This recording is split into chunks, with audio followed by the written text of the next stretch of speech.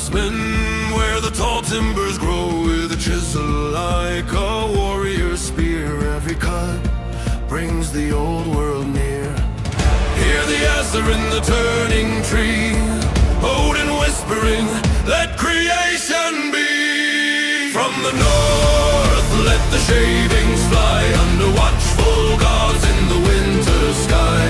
Thor's hammer roars with the spinning ring, Freya's grace in every curve you bring. By fire and frost, let the wood come alive.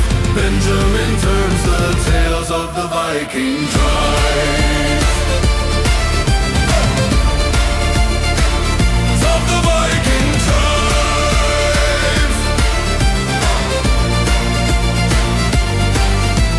Ash and oak hold the songs of the bold, echoes of the battles that the skalds once told.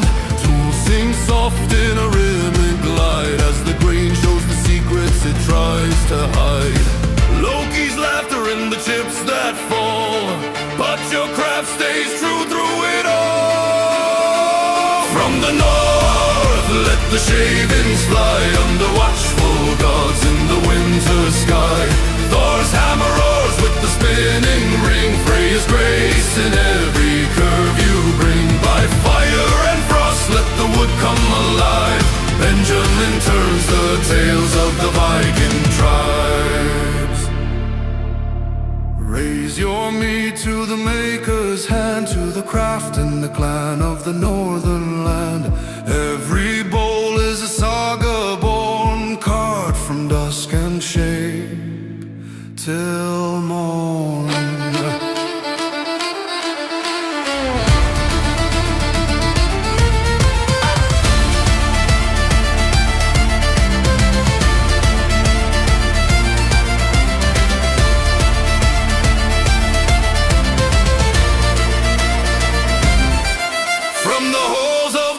Let the echoes ring of the wood-turning warrior and the stories he brings. Let the world hear the call from the workshop flame.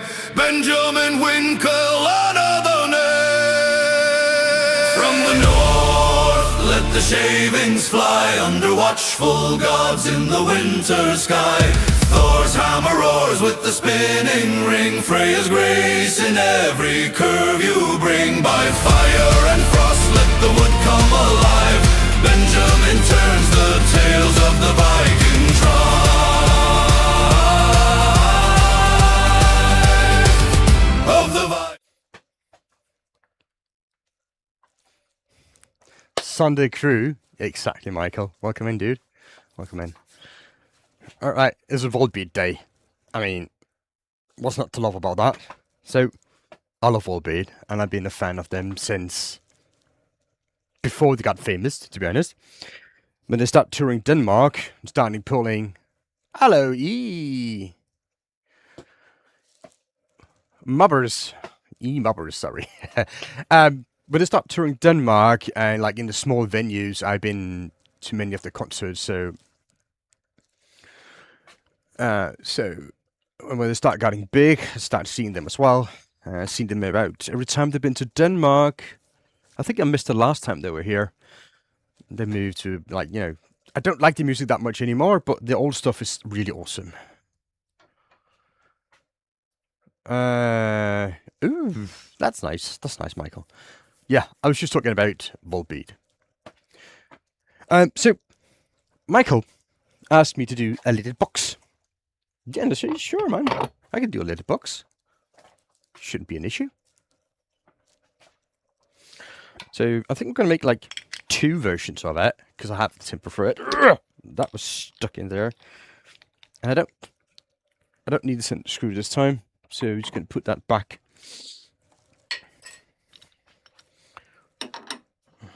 So let's see what we can do with this. The box body itself is going to be made out of ash, because ash is a really nice piece of timber. So I have 2 of these pieces. And I have something to make the lid with, something to make the handle with. I have that 2 times. This is going to be cool. Look at that barrel. That's going to be good.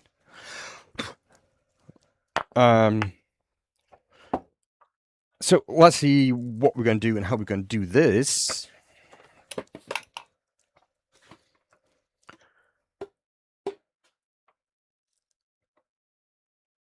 The fit of the lid is confusing you. It's one of them things that you just need to take your time with. Because, you know, that's basically all that is.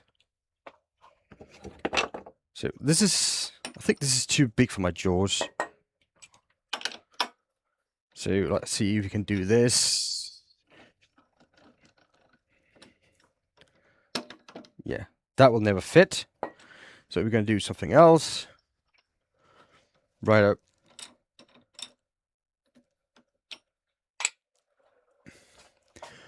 So let me just find the center on this.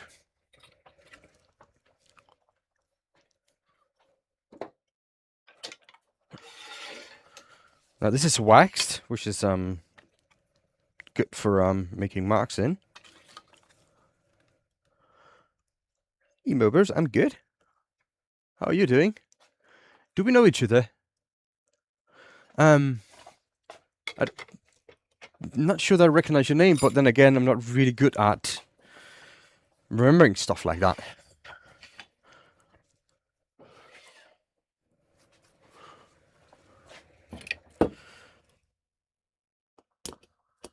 But yeah, welcome in, dude. Let's get a mark there. Now I'm just gonna jam it in. Just gonna put in here with pressure in between those two spots. It's gonna be enough for me to start working on it.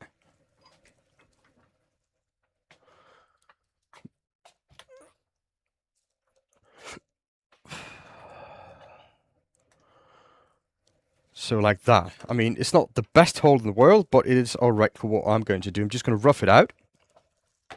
Let me just get that.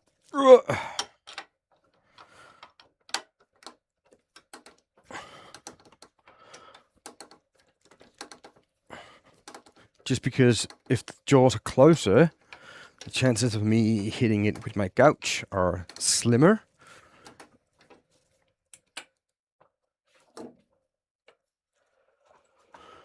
We don't want to sharpen that much if we can help it.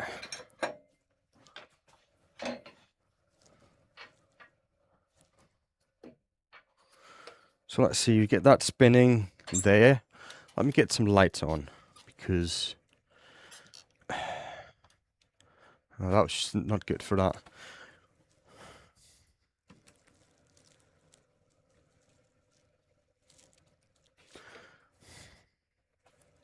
Yeah, I think the camera will at some point equalize itself.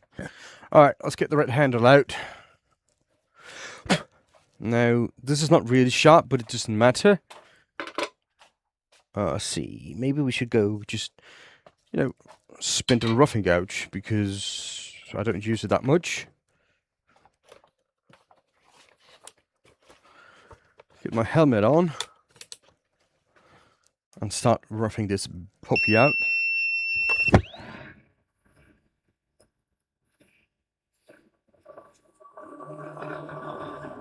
That was maybe a little bit too much speed. Let's go down a little bit. So that's about 1200. Sure, Henning. He asked me if I could do some measurements on this block here. They're about 15 long and 10 by 10-ish. So that's 4 by 6.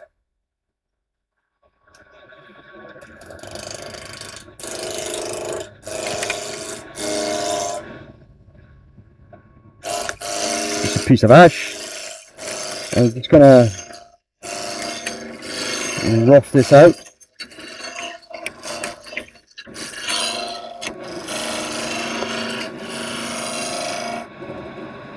I was turning the other day. Oh, yeah, Glenn Lucas. Everybody knows about Glenn Lucas. He's a production wood turner who does bowls for a living. He's even had his own signature gouges from Hamlet. And what's special about those is the grind he puts on them. So basically you can take any tool and replicate these grinds on anything and save you a little bit of money. But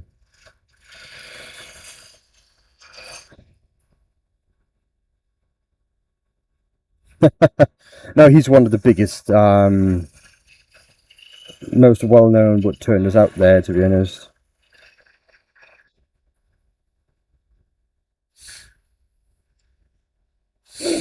So yeah,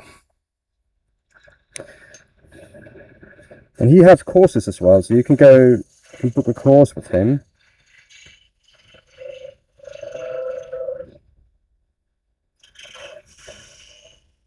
So I'm just going to make a tenon.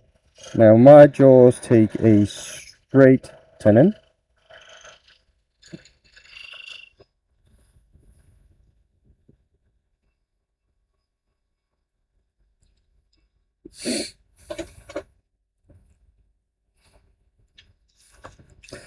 No, that's not the gouge I wanted. I'm just going to take a party tool just to clean up the wax off the bottom here. It's not really necessary.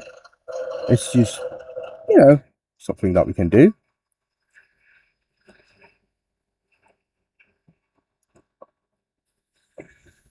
So that's roughed out. So that was pretty easy to do, right? It didn't take long.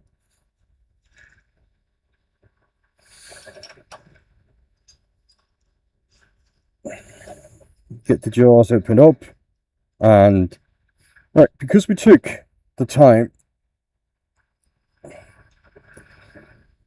to get a nice straight shoulder in here, the piece runs true, which is nice.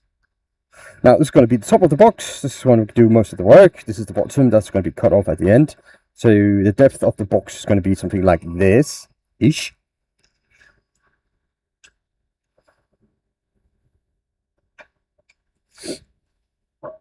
Now, to make a shape on the box, I'm not sure yet what shape I want.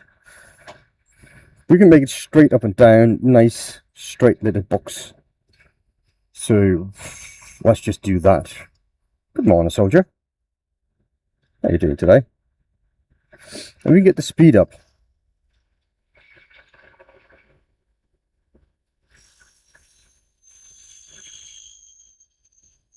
Do a nice little clean cut here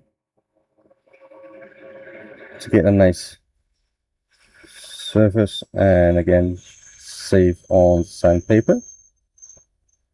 I'm using a gouge as a skew, which means I put on the side here and have contact with the bevel on the timber itself.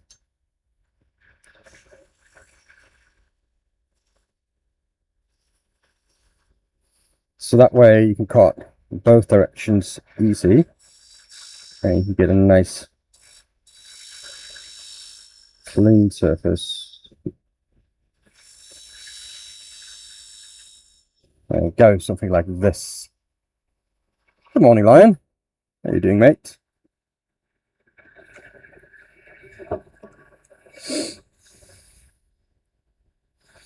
So let's hollow this out, and the easiest way to hollow stuff like this out is actually just drill it. Now, drilling stuff out like this is a little bit cheating, but it's just a lot easier. And I know I have a 61mm drill bit that is not bent.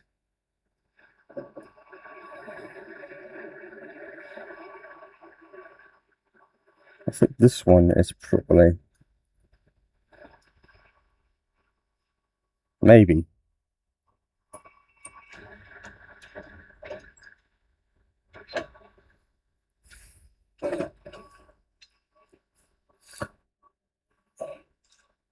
Yeah, this will probably do.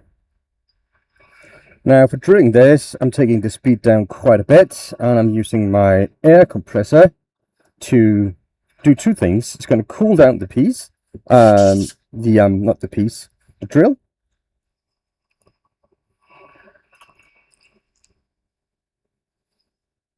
Hello, Mark Perry. How you doing? It's good to see people coming in.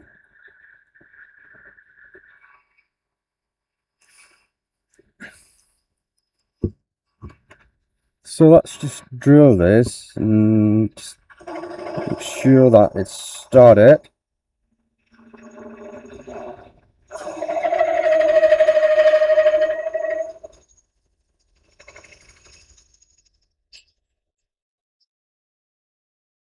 It's a lidded box by request of Mr. Mike Wilson.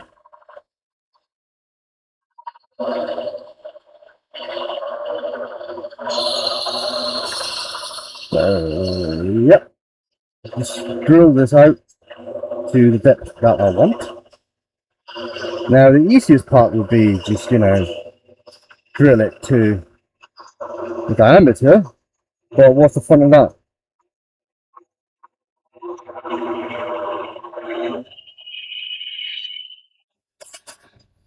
So let's just see how deep are we. I do have a measuring device here on that one, but I didn't check first. It's 7.5 deep. So like that, I think I should be able to go maybe 10 deep. So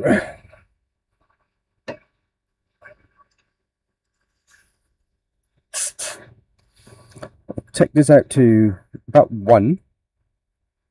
So I need to make sure that is, well, so now it's 7.5, I need to go 2.5 down, so at 3.5 it's my final depth. And I'm going to keep going like this with the air compressor. You can see the shaving coming out really nice and easy. It also cools the drill bit, so it doesn't overheat. Okay, there you go, that's 10. Let's see if it did the math right.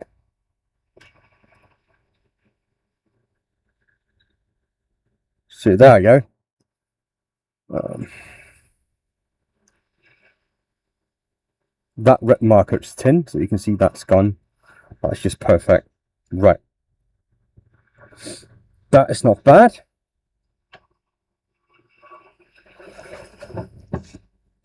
So, how to widen this? Because, it's not easy to get a gouge in there, and there's no real way to do it properly. Oh yeah, that's 4 inches for the people who doesn't know math or measurements. Now I'm going to get in trouble for that.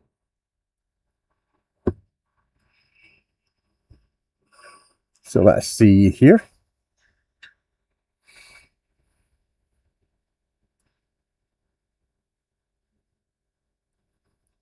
Yeah.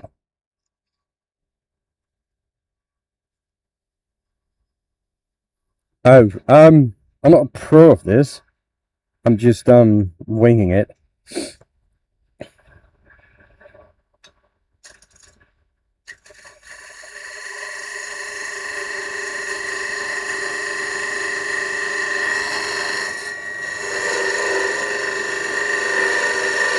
Now this tool is going to be overextending so much it's crazy.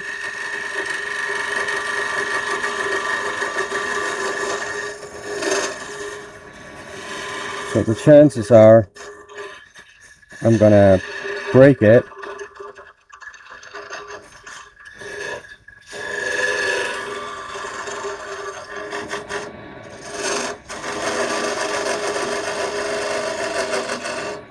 So I'm going really slow, small cuts. I'm not looking, I don't know what I'm doing down there. I'm just feeling.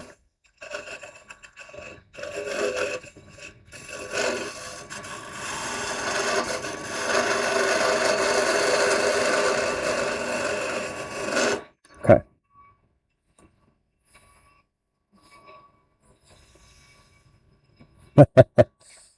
Well, the thing is, when you turned enough of stuff, the basic principles of turning is the same, doesn't matter what you do. So it's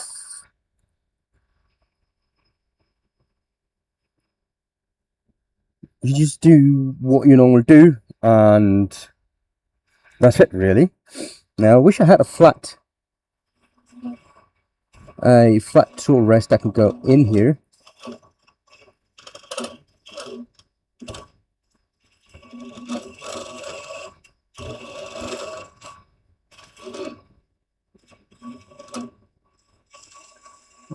Now this is ingrained down here.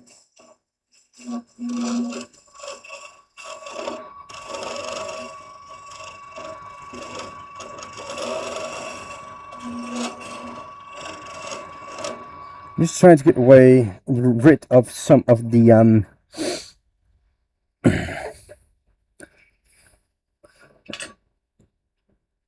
imperfections in there. Let me see if that is even possible.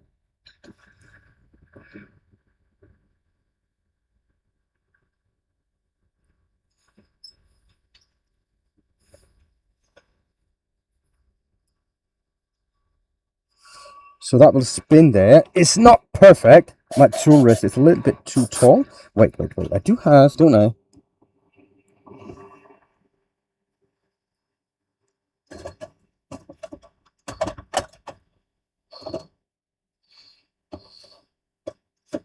No, I don't.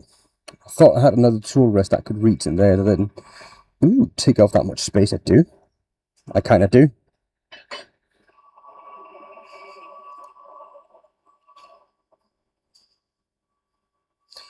Yeah, well, carbides is really easy to do this kind of stuff with. So let's get the tool rest in there. It's going to help quite a bit.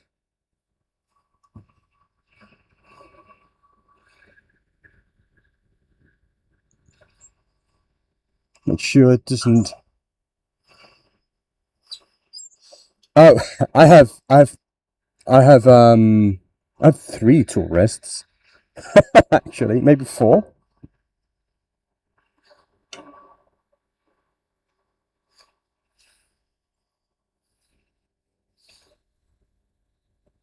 So I do have a few, but most of my tool rests are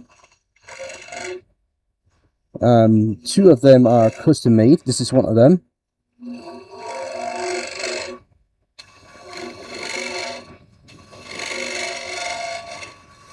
For doing spindle work, long spindle work.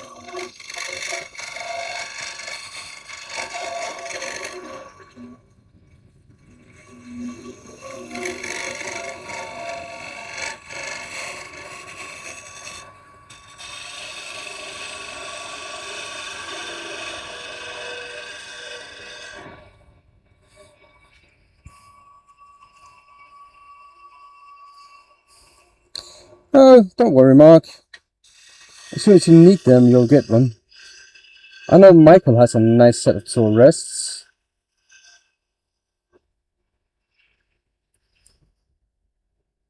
Wait, I do have the same set that I sent Michael. Don't I? Yeah, I do. Wait. Listen. Look. I haven't used that because I haven't.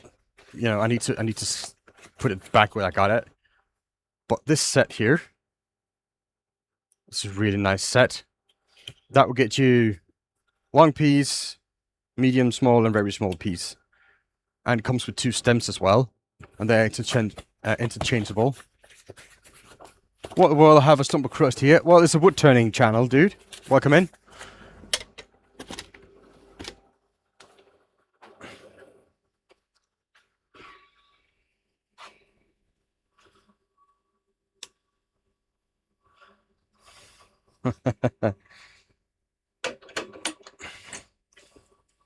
Okay, so that's done. That's basically the inside of it. Let me just get that tool rest away because I'm not going to need that for a little bit. It's just going to sand that a little bit. Not going to do that much with it.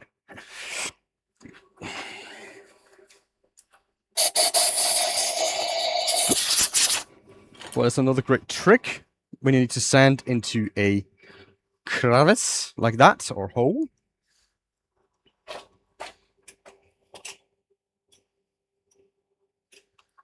you just need a stick. Jose Jalapeno on the stick, for instance, or something. I have a stick here. That will do. And you take some sandpaper and you wrap it around. And you're good to go.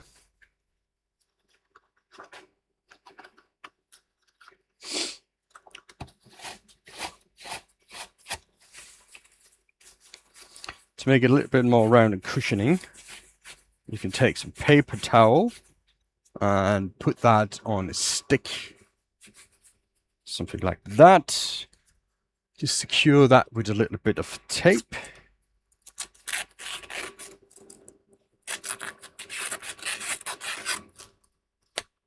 So now you have rag on a stick, some sandpaper,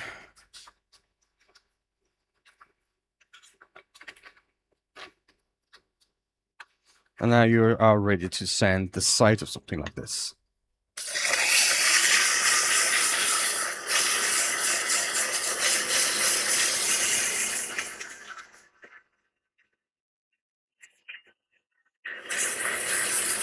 Well, I had a friend of mine is a welder. Well, he knows how to weld, so I had him do it for me.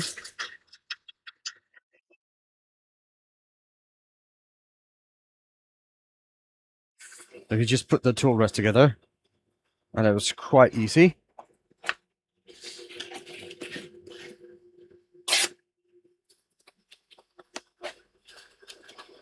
So that was 80 grit. That's oops, 120. Now careful, don't go too fast when you do stuff like that.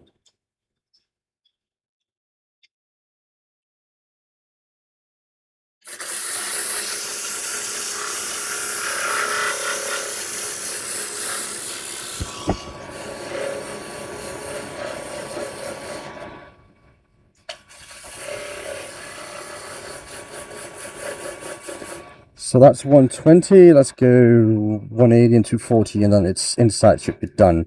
I mean, there's not a lot of need to do that much in there.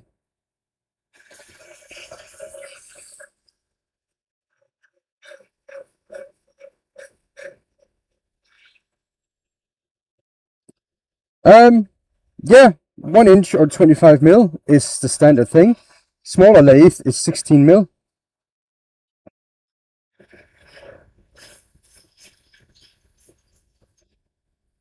So I'm guessing that you, Michael, has something like that.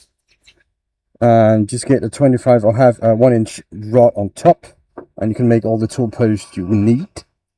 And should be easy enough to get that done, really easy for you.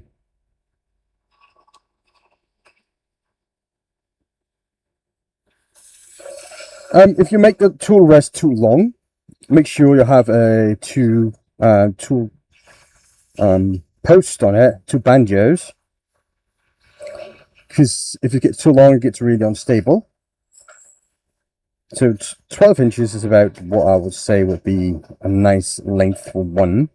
Don't go much over that on before you're going to need a double set of banjos. Hello, Axel. Welcome in.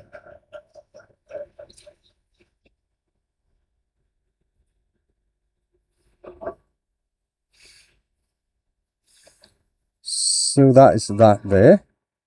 That's a nice, that's a reasonable surface in there.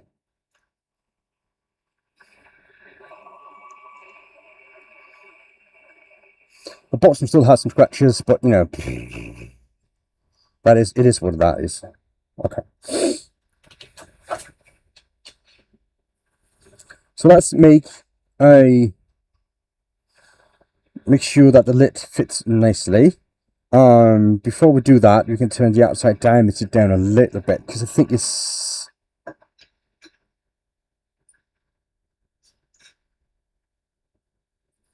little bit too thick for my taste.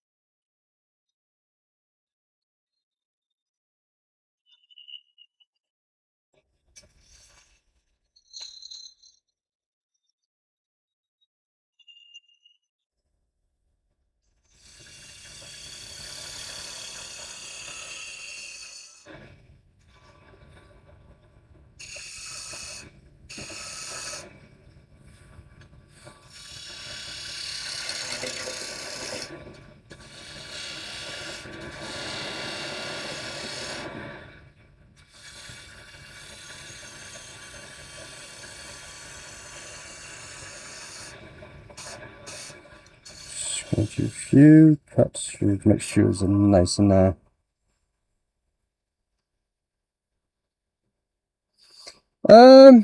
yeah, I was thinking about doing a shop like that. It's just the problem is I had looked into it. The problem is the shipping. It's really hard to calculate, dude. And I wish I haven't looked that far into it though, but to be honest, but if Shopify had a shipping thing, so they like, you know, they had partners all over the world. But if you put in your item is this big and weighs this much, we'll get you shipping code strictly. But I haven't found that yet, so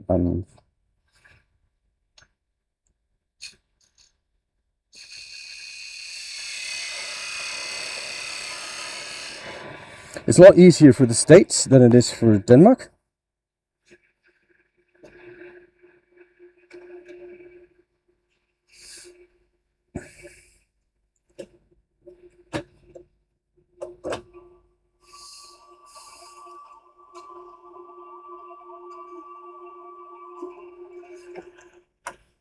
Wait, don't I have? I should have like something 240 grit sandpaper out. I have 2 times 80 though.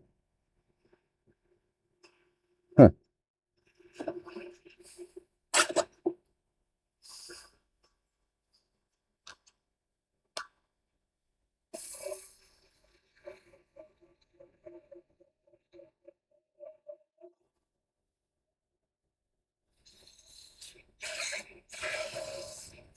Okay, that should do.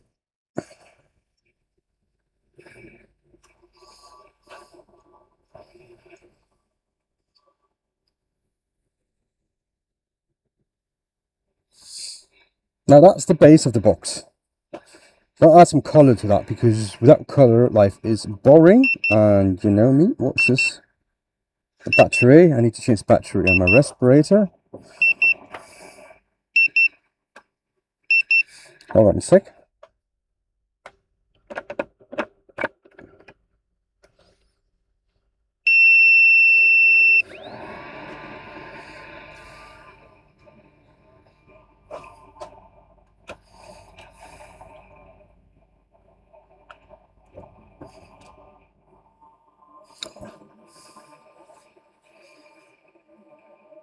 Oh yeah, that's the invite to the Discord. This is all.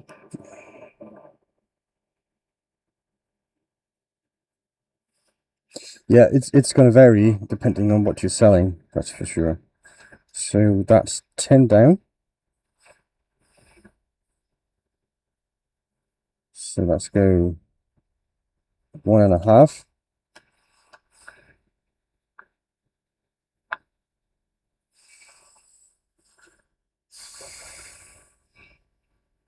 Okay, now I can cut the bottom off and to get a nice crisp line. I use my skew.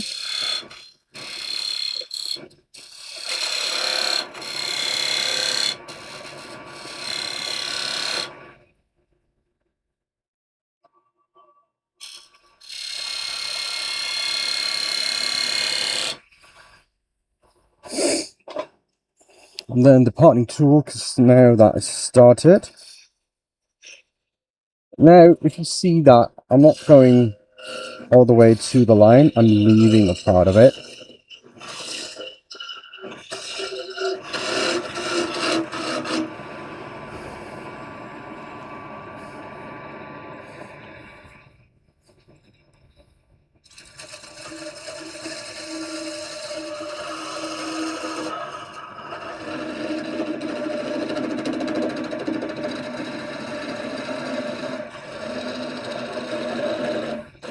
Now here's a trick, right? Normally, you would go like this and hold the piece while you cut it off. Now, the chances are you're going to get cut here. So, what you want to do is use 2 hands and go with the back hand. Start the cut. Use the other hand like that. And then you can get it off. nice and easy, right? Without getting in any trouble.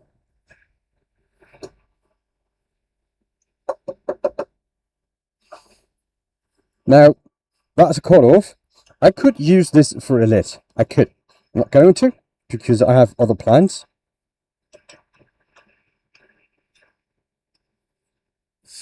What we could do, we could use this as a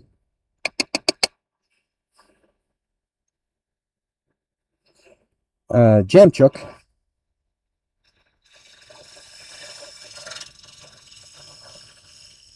Now, I don't have a lot of material to work with.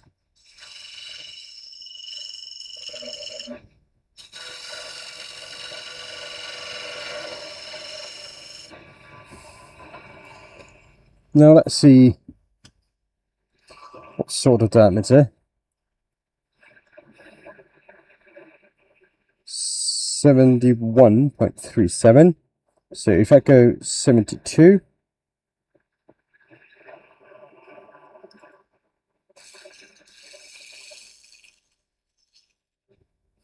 something like that range.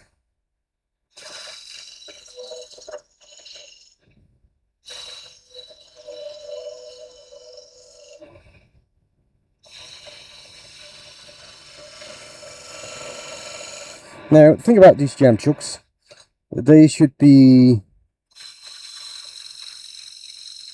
a little bit conical. Just a tiny, tiny bit.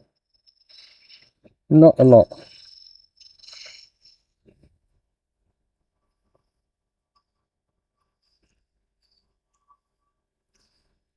So that's not enough yet. I didn't expect it to be.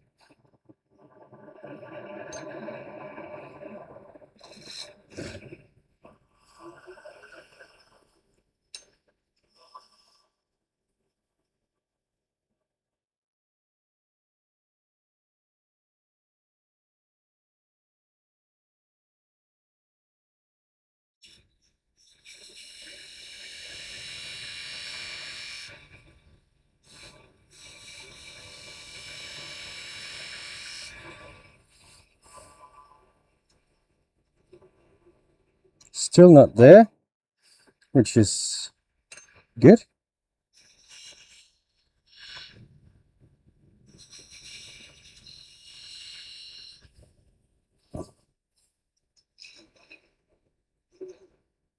So it's the inner line that I need to go through.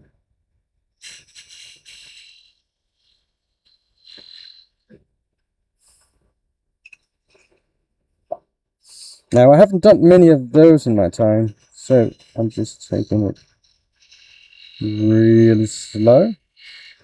Now, this is really conical. Conical with is a cone. Now, this is exactly the diameter.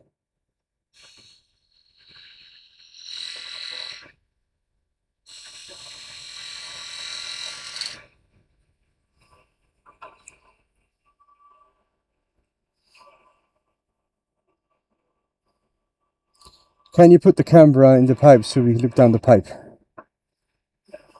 This pipe?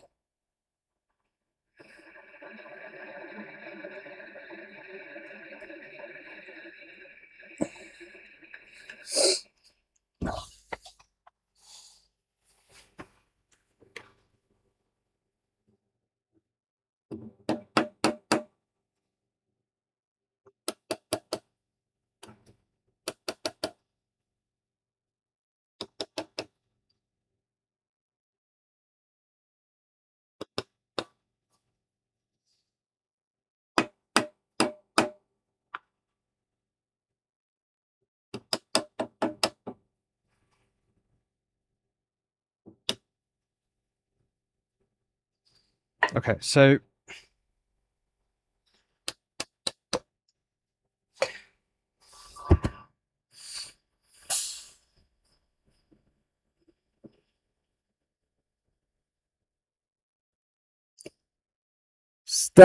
Siam acid state in I have no idea what you're talking about.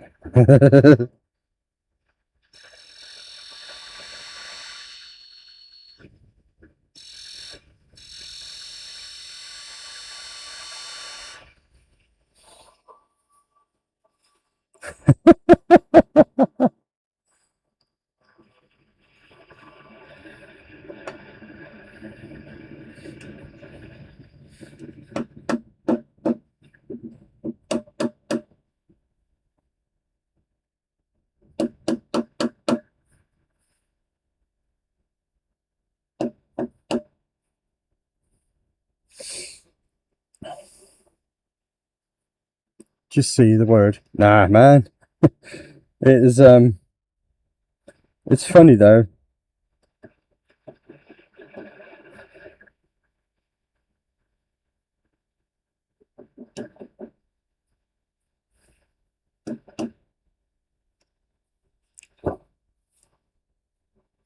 Now,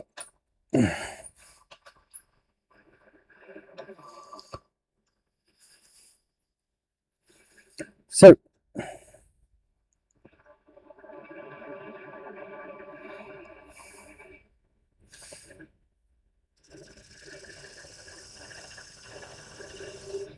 sharp gouge, sharp gouge, sharp gouge.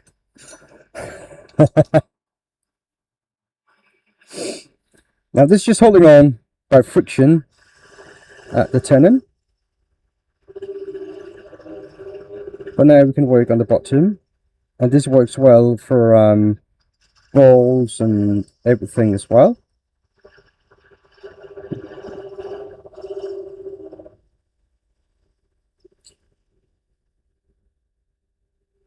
So this is exactly what a jam chock is.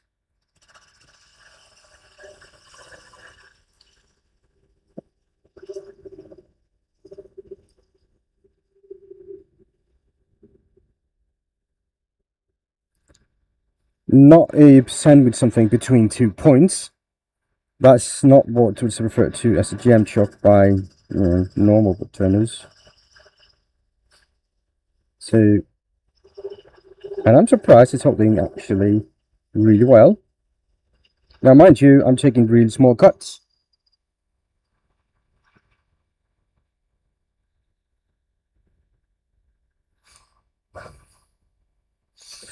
So, Mark, we started the conversation, didn't we, on Discord about what to get?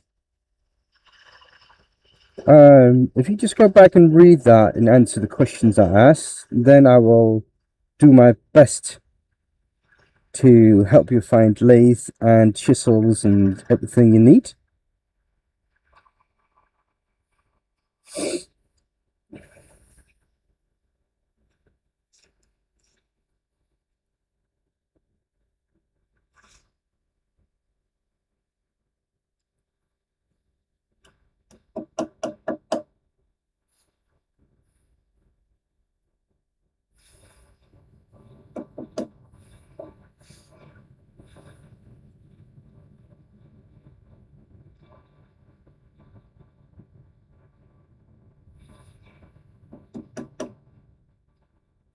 Look at that, it's turning really true now.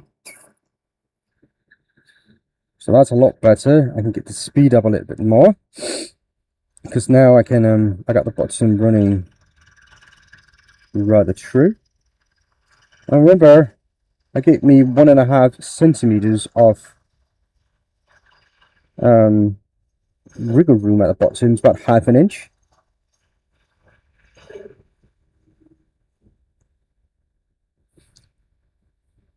So I can, so even if I had a mistake when I did the cut off at the bottom, and it did a big tear out on the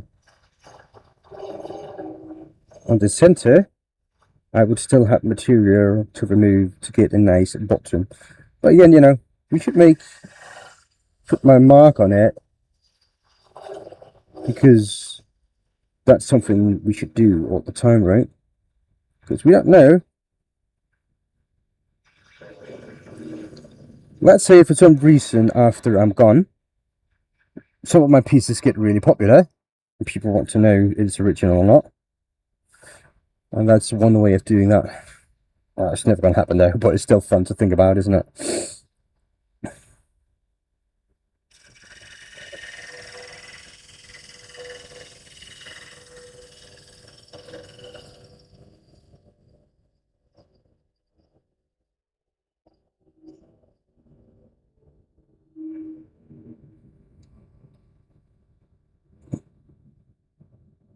There you go.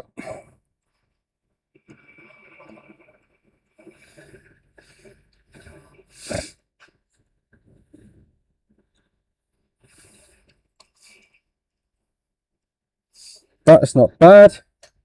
Let's get that in sanded.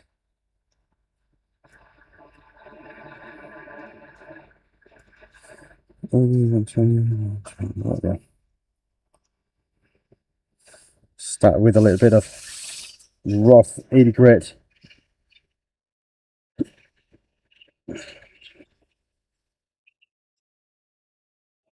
Just chamfer that itch a little bit.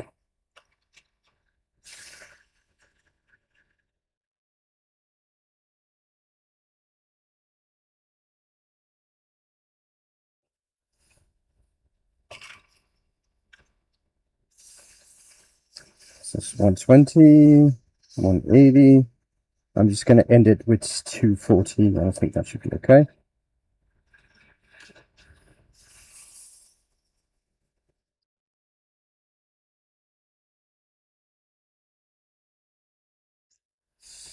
But then again, look at how much holding power that little rich have. That's amazing, isn't it?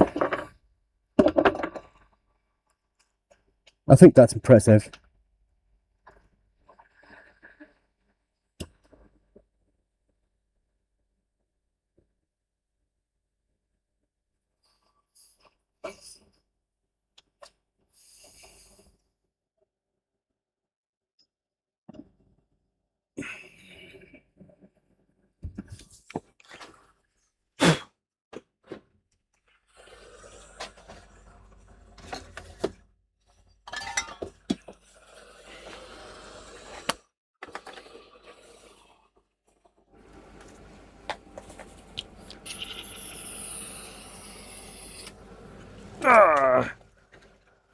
Come back here.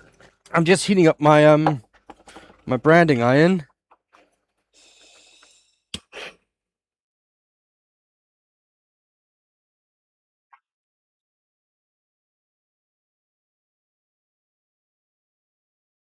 Thank you, Henning.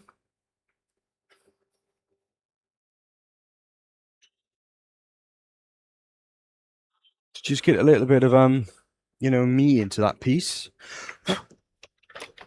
And we're gonna add some colors to the outside.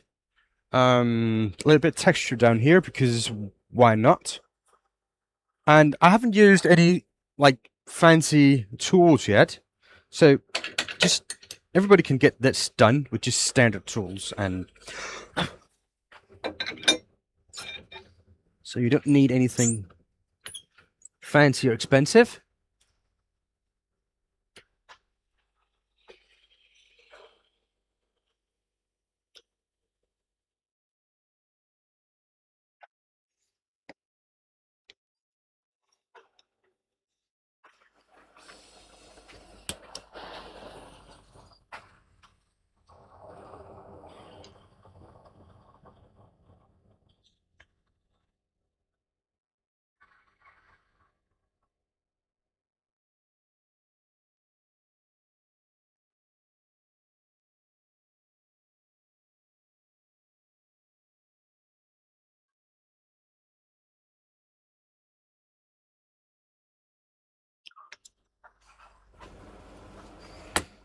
Okay, so now this should be hot. There you go. That off to the side where it doesn't hurt anybody and it doesn't fall. There you go. Ooh. There's a little bit 240 on top of that, just, you know, to take some of those burn lines out.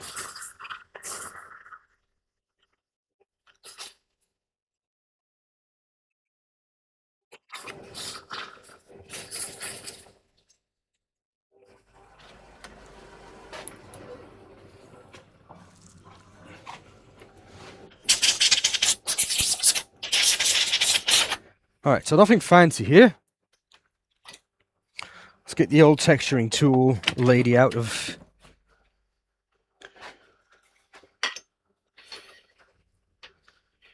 You know, just to do a little something. Let's do a spiral, right?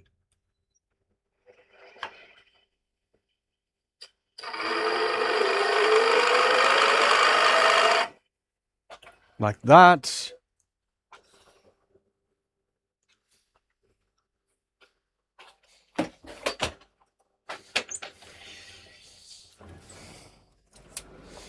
Right, so what colour do you want on this tin? A box. We're going to play with colours now. I'm going to need gloves.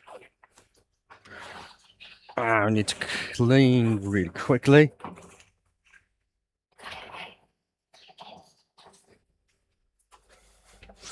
Let me get this little plate on I have. Scrap piece of timber. Another glove.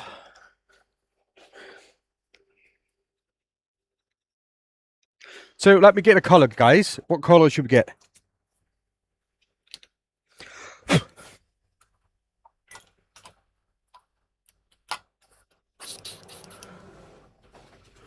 So what colour should we get here?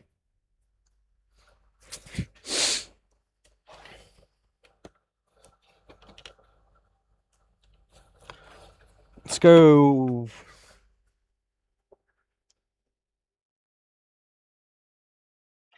Oh, fantastic. Maybe green? You think so? Oh, I'm thinking something different. I know I'm going to ask you guys what colour to go for, but, you know, at the end of the day, I'm going to choose myself. Let's see. I just need to refill that.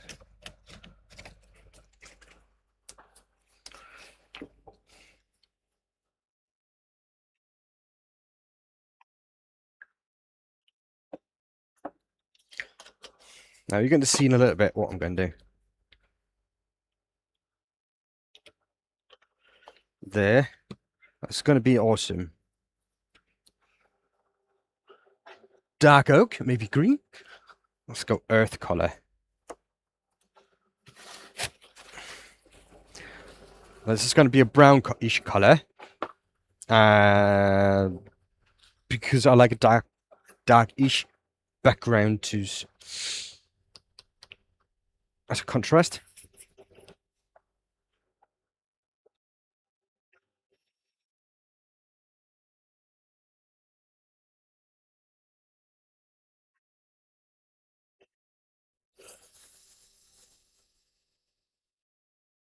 Let's see.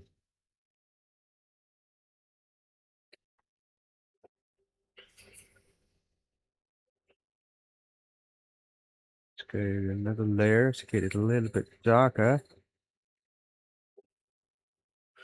Something like that. Let's speed up a little bit so we can wipe off some excess.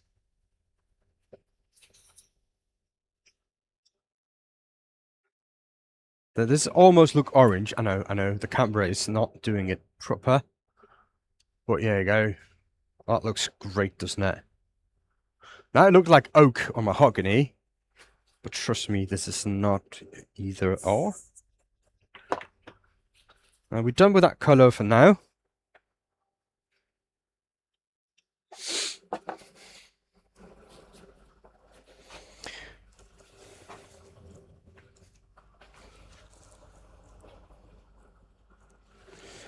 So, but you guys said green, right? And I'm not opposed to that. I'm not opposed to a green. Good morning, Nikolai.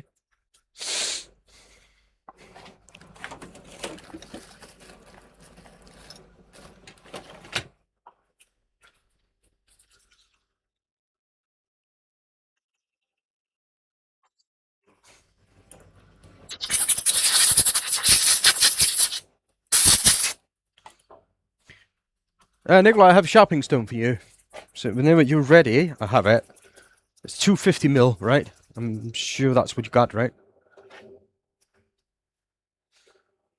I remember we talked about it. I'm not sure if you still want it, but I do have it if you want it.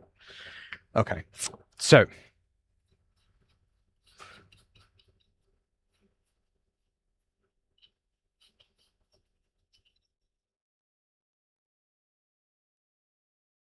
Yep.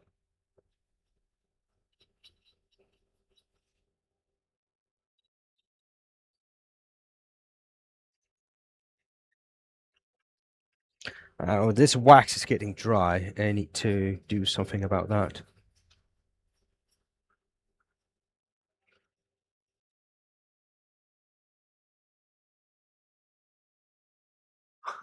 You can almost already see that. Ah. Maybe put some more paraffin wax into it, or heat it up and add something to it, so it stays soft and malleable. But this brush, though, have seen better days, I must say.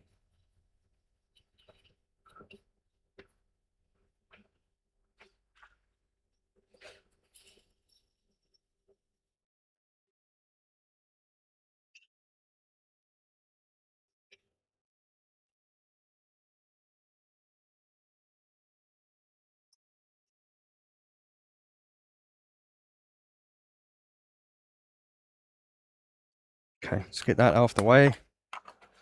Get a piece of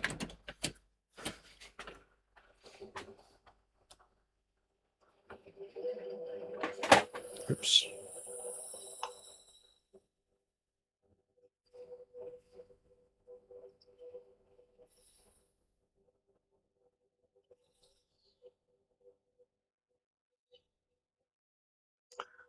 Okay. Now you guys are wondering what the freak is going on and what's this going to be? Just give me a second, trust the process.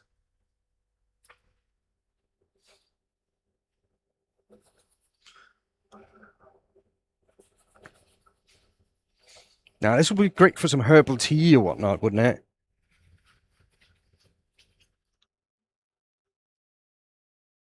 There you go. Look at that. I think that looks good. Right. So that's all done for this.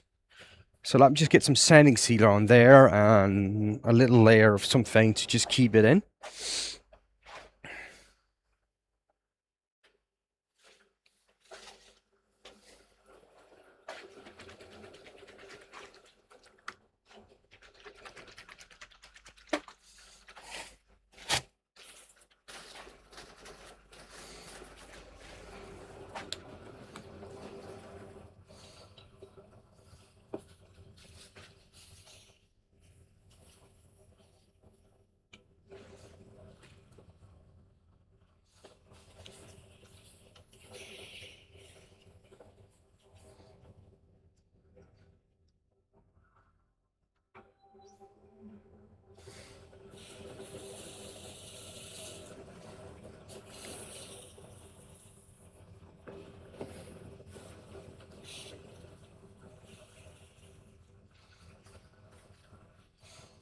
Okay, so that's sanding sealer. Now it's starting to grip. Just leave it to sit, and I can give it a quick little polish before I go over with something else to finish it off. Now you shouldn't use as much as I did, but I'm paying for it, so I don't care. What is I'm making? It's a lidded box, dude. It's just a little lidded box.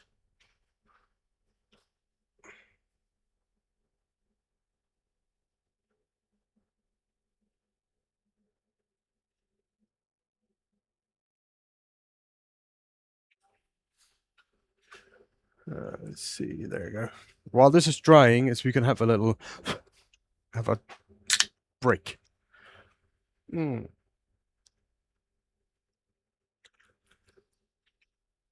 Oh, that's good. Exactly what I needed. Oh, this is dry. Get some steel wool. Really fine steel wool.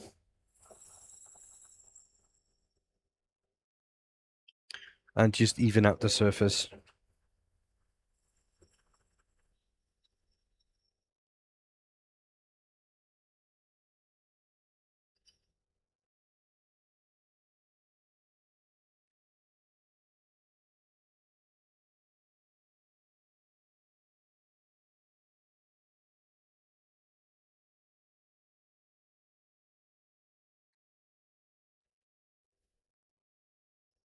There you go.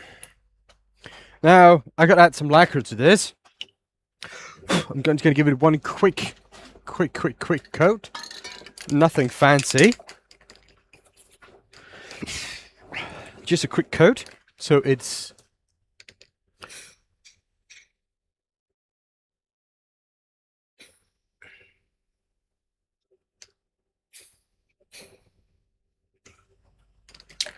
just one coat. So it will dry and stay safe.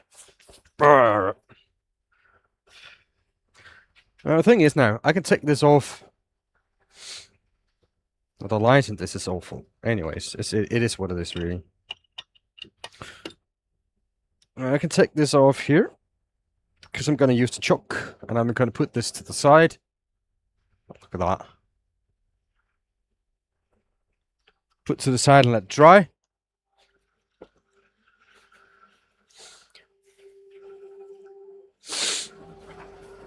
And let's start preparing a lid. Now, I mean preparing, because we're going to need the box itself to do the measurements on it. I don't know if I can get this in here. I can. That's perfect.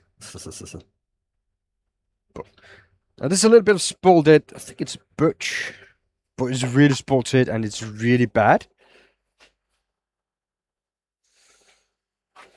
But I can work on this, I think.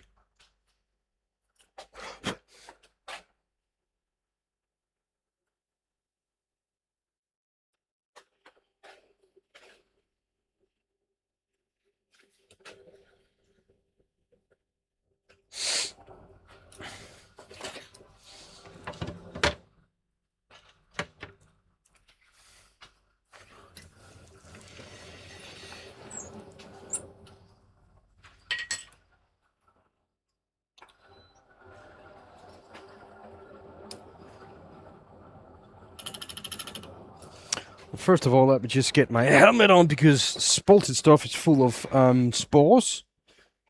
And they are not healthy. We actually had a Danish woodturner getting into the hospital with an ambulance after he did some work on this.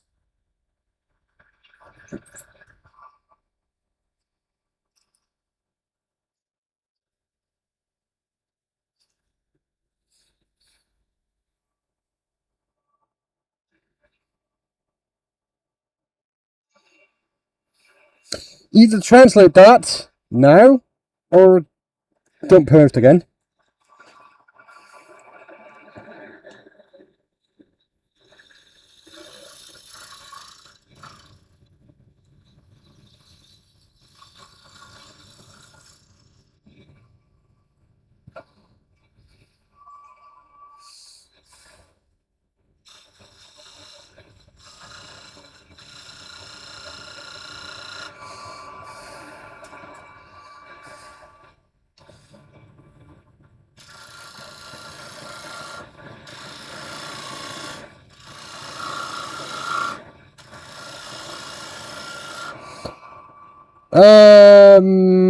Michael, could you delete that post?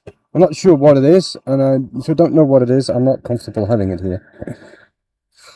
No, I haven't, because they copyright it, and I don't want to infringe.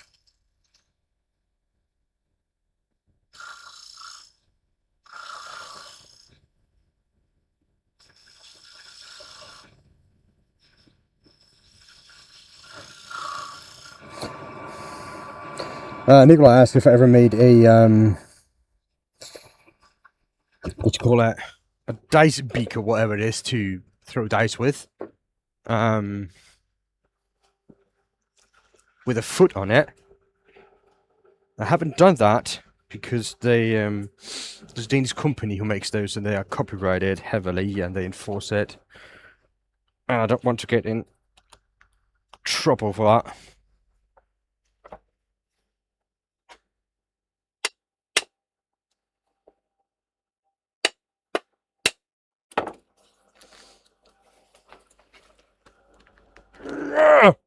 Holy macaroni.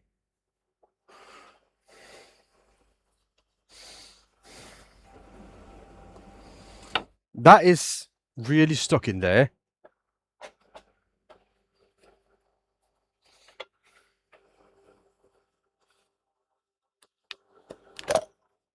There you go. Okay, Michael's not here. I'm just gonna do some admin myself.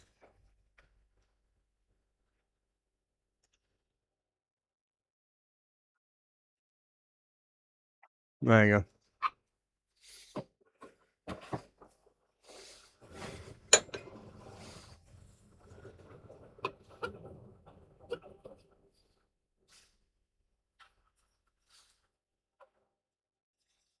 So that needs to be a little bit tighter, which is nice.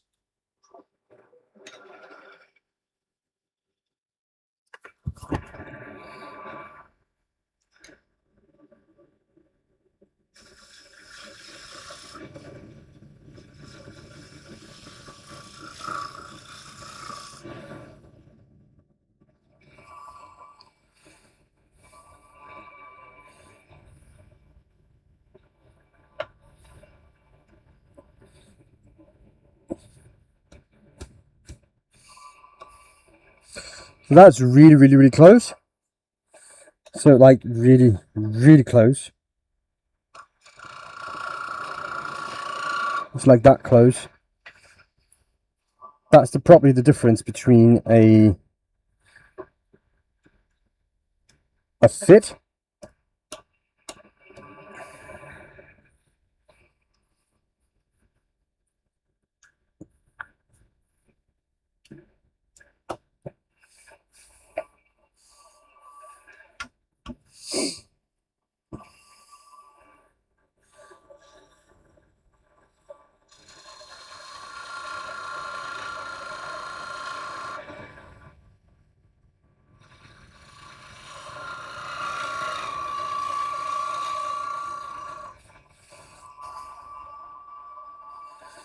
So let's see.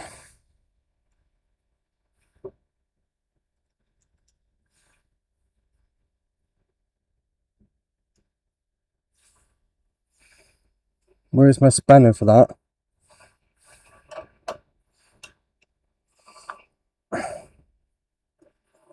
So that's a good fit.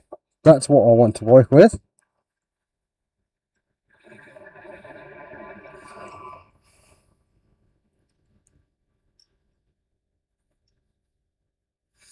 Let's see if I can get this to grip on this, or I need some other. I need the other jaws. Do I? No, I don't. It's got clamped on. That's good. Now this is only holding on by a millimeter, so it's not the best, but we'll see if we can do something with this.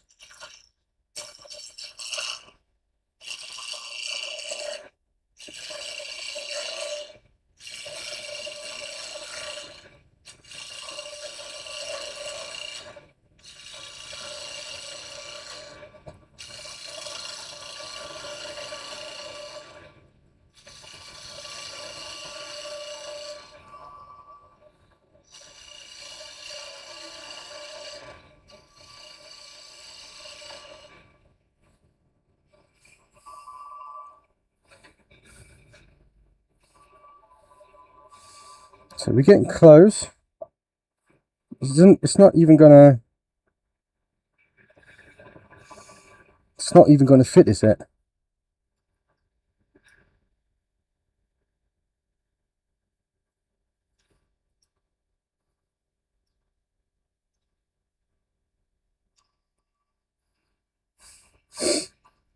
Okay, so I need to do something else. I need to figure something else out, because that's not big enough.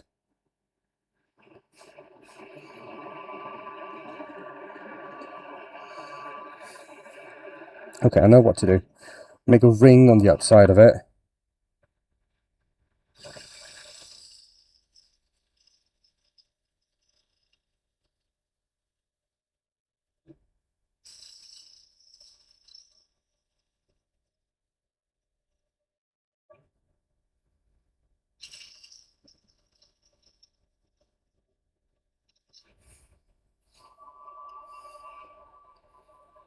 So it's not even there. Still have a flat spot there. That's so close to the jaws. I'm gonna hurt my couch.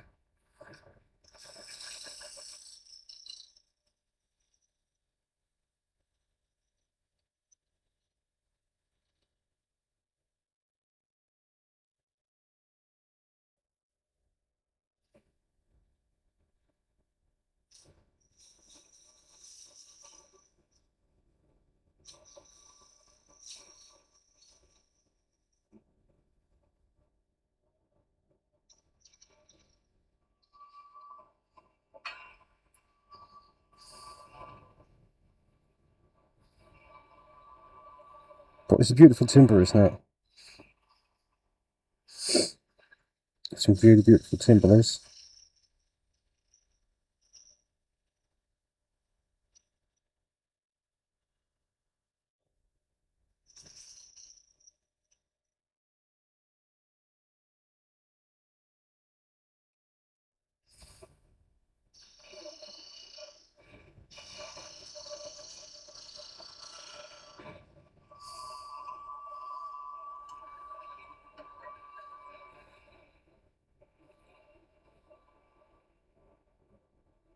That's great. Okay.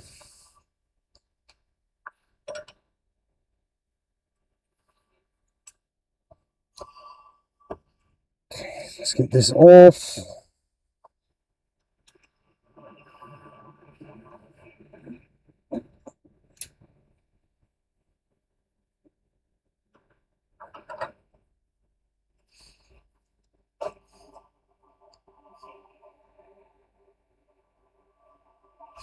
Let's see what I have laying around that I could use. I know I have something that might be useful.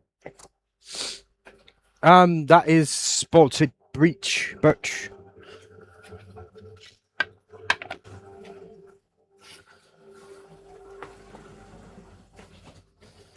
I have a lot of these cut off here. This is big enough and all that, so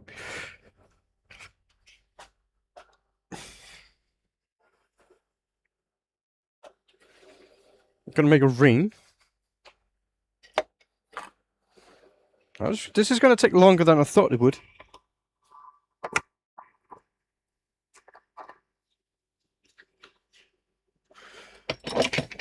Oops. Get another jaw on.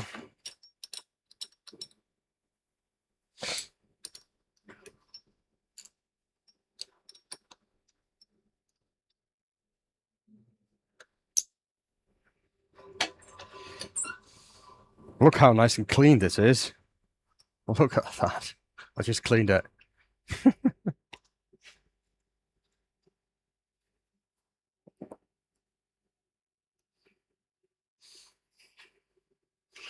Let me just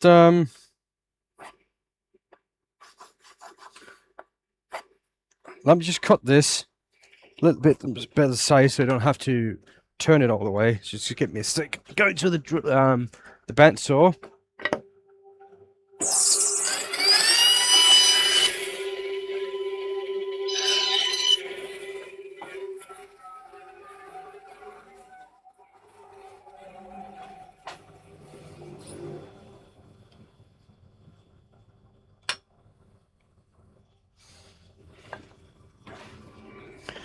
Now this little ring, I'm going to make that's out of elm. It's a native species that had some issues, so we don't have a lot of it to get this elm disease. So we lost most of it. Look how thick of a layer it's on here. Look at that. Anyways, that's just really therapeutic.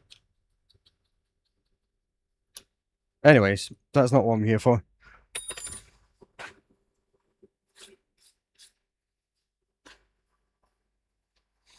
So let's see. Let's make a ring.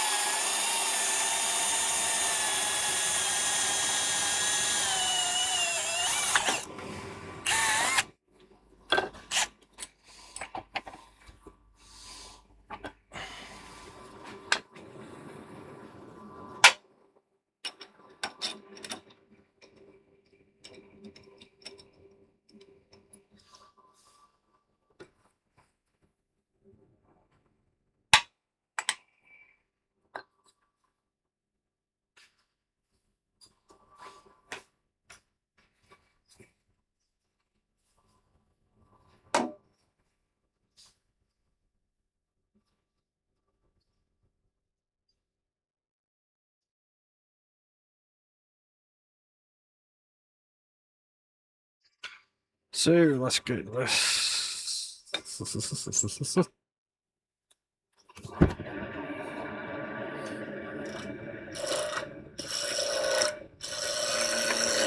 That was really nice to cut.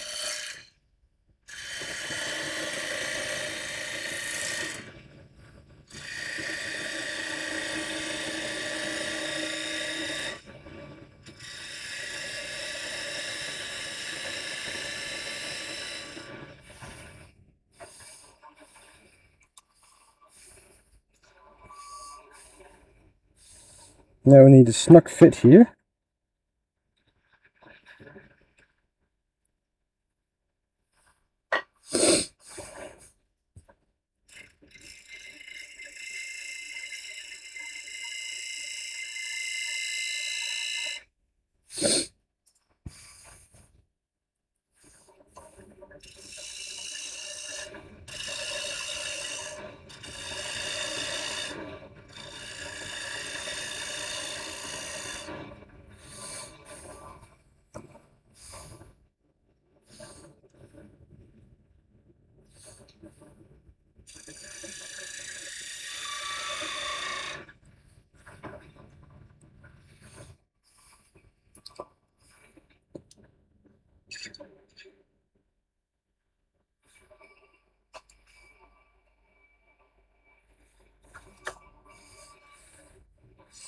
So that is nice. Just rounded that out. Oh, I get that off and into.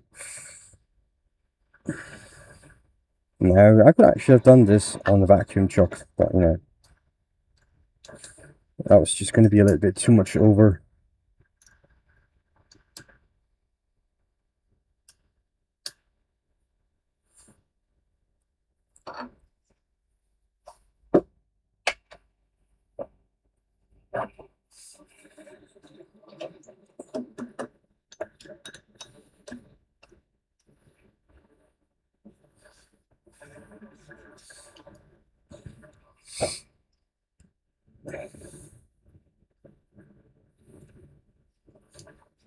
Oops, sorry.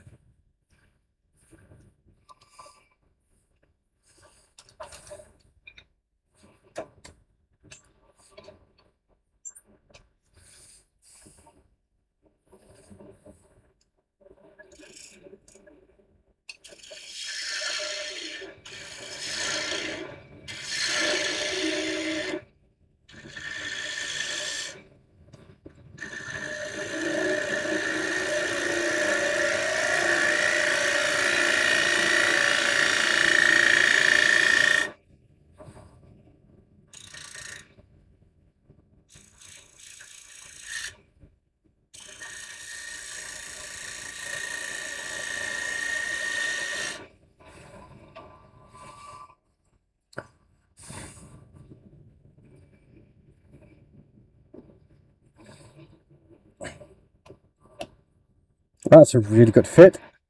Something I could be proud of. So that's good.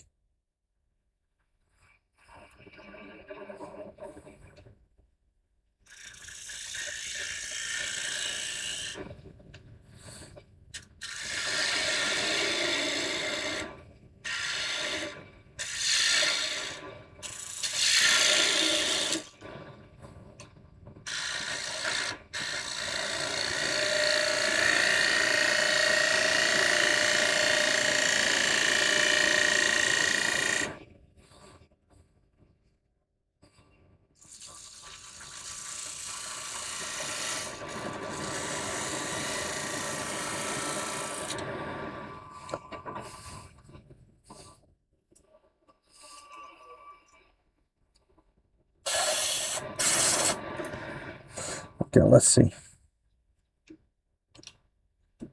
Oh yeah.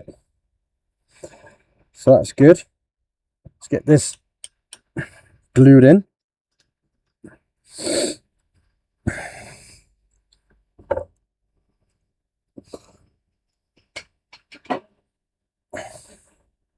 I'm just going to use the pressure of my tailstock to push it in. and add some glue on it. It's just going to be CA, some thick CA glue,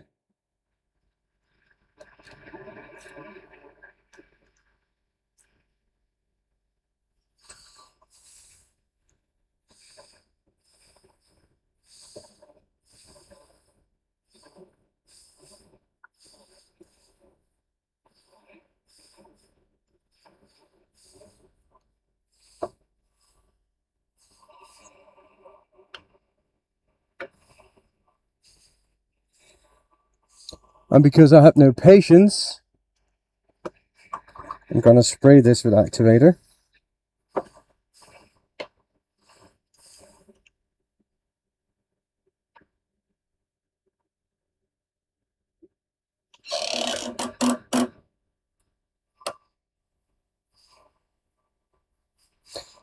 Thank you, dude. I don't think so, but I think I got a good fit there. Yeah, that's a good fit. Yeah, that would be the same for CA finish. I'll use a thick one. Hello, Smokes.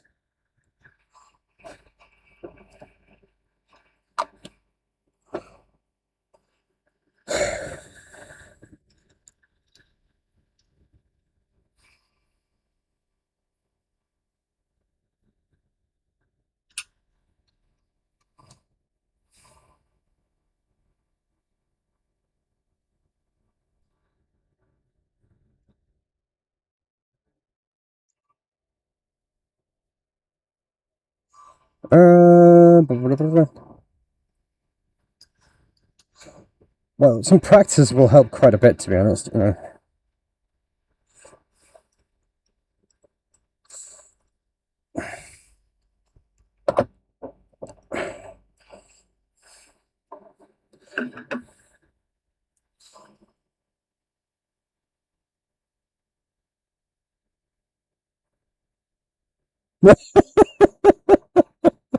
Oh, Michael. Yeah. Well,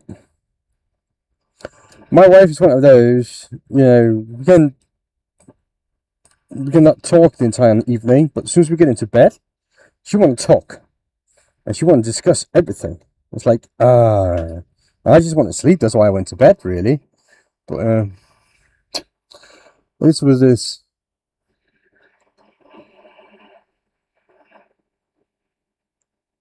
Sorry to that, Michael.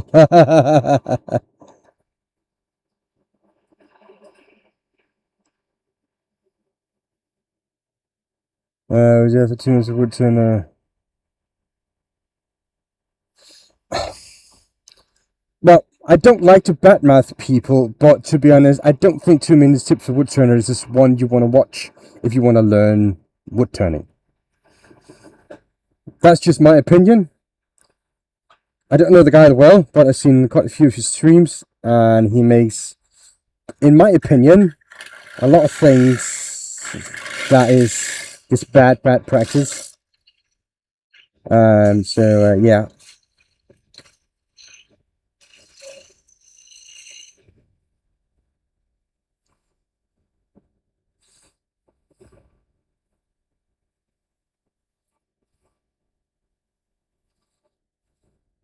So yeah, it's up to you guys, but I wouldn't watch him to learn woodturning. It's good entertainment, but I'm saying nothing about that.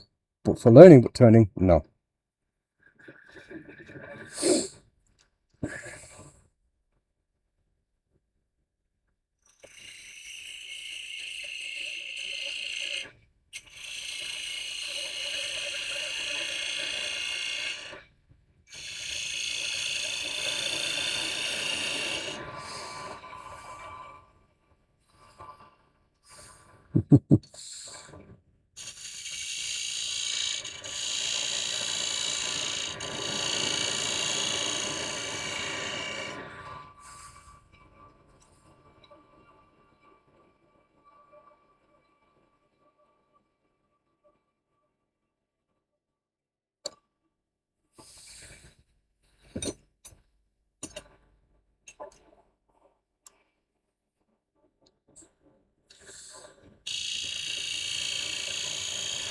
Well, the tool rest breaks if you are getting a catch on the outside of it, and if your tool rest stem is thin, they normally break. It's normal. Hey Timber, how you doing, dude?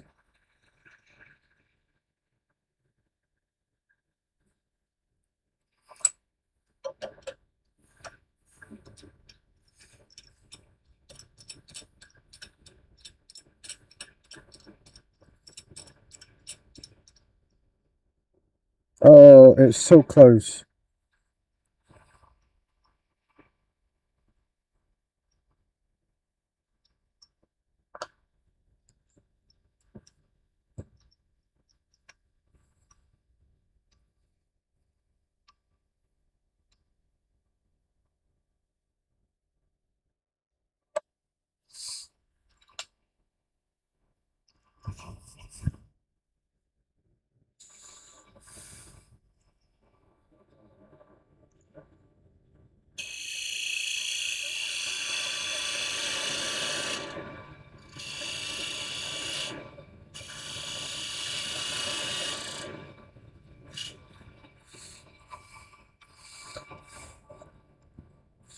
I need to turn this around to sharpen up the lip here,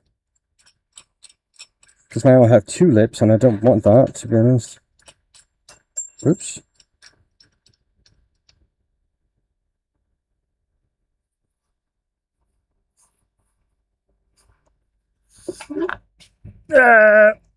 Looks like I just lost my other yellow thing.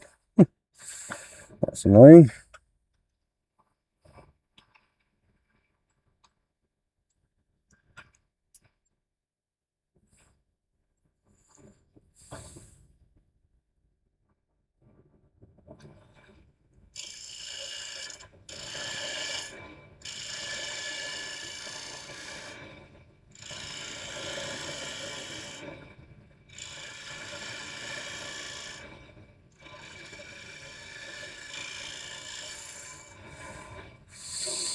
There we go.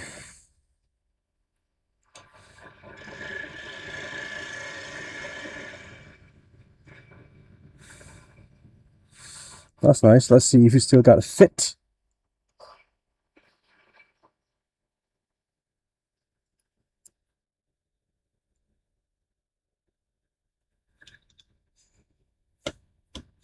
Oh, it's still too tight. Ugh.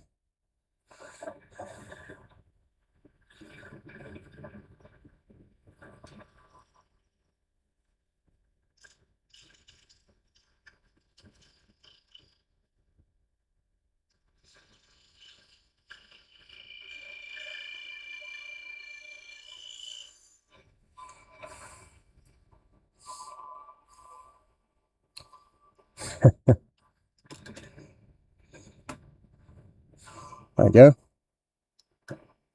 That's a good fit. That is a good fit.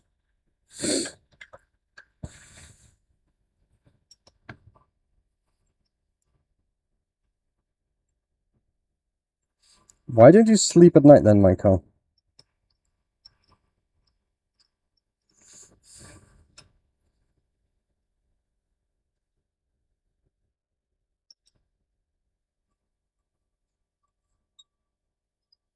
Oh. How old are you kids? I thought they were old enough to leave you guys alone.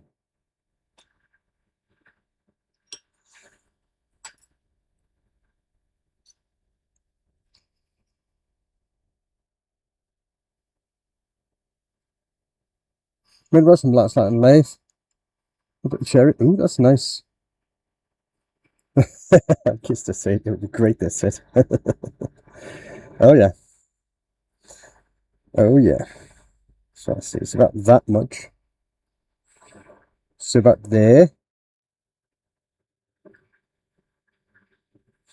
I think I'm just going to keep this quite simple, am I?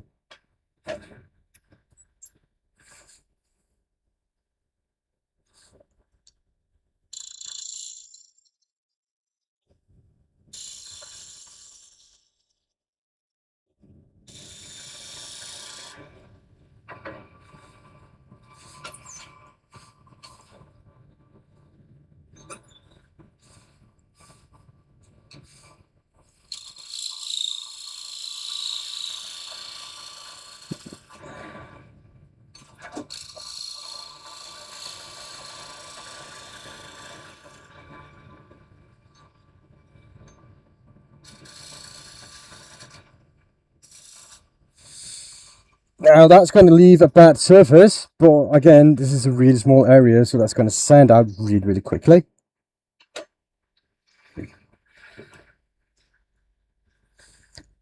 So let's just go through that sanding routine.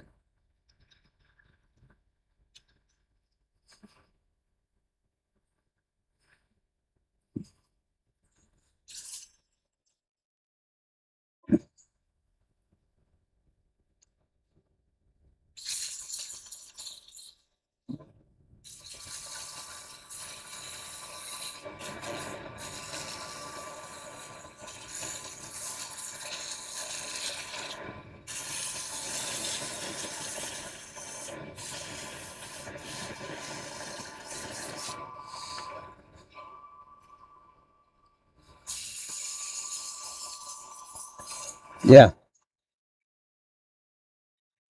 The other day, my wife handed me a coat hanger. One of the kids was acting up, and she just handed me a coat hanger and just looked at me. I was like, "Mate, wifey, it's too late for that, and it's probably legal." And she didn't even know what I was talking about. Uh, she just wanted me to put it back. I wanted to put it back in the closet.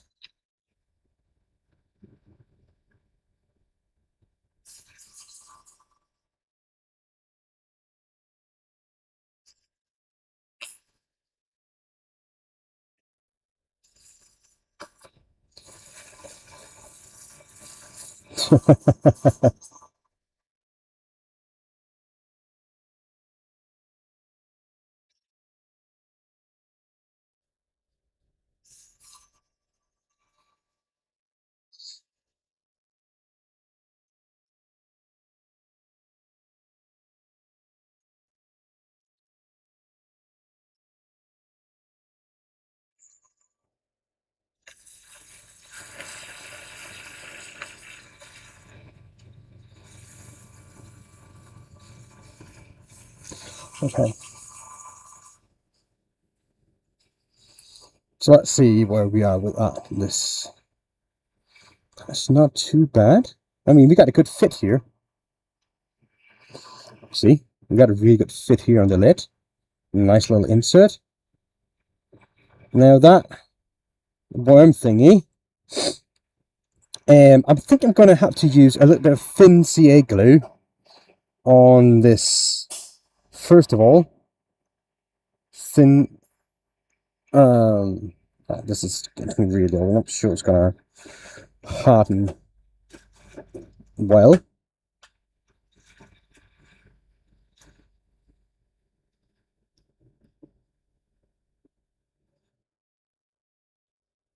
Let's see, there you go. Let's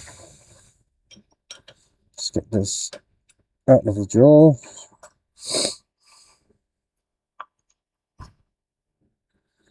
Now, these wormholes, I'm going to need to make sure they are hardened.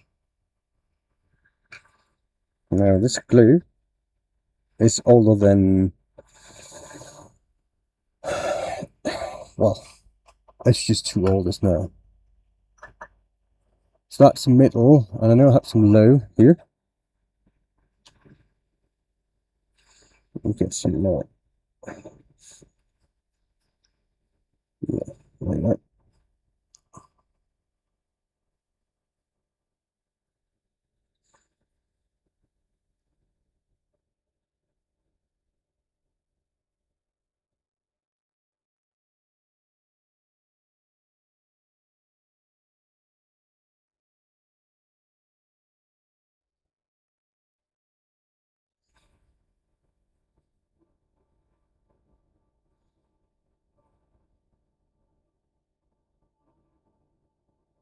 So I'm just going to go over all the wormholes and get some glue. The reason being, there's a lot of sawdust in them,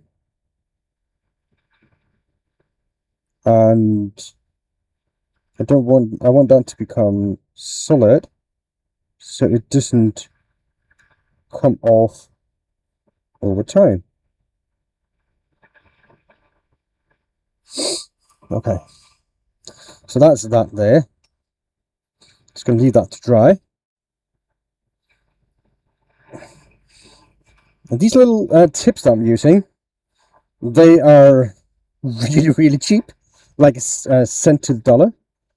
You get them, I don't know, anyway you want, really. They're cheap. They're really good for stuff like this.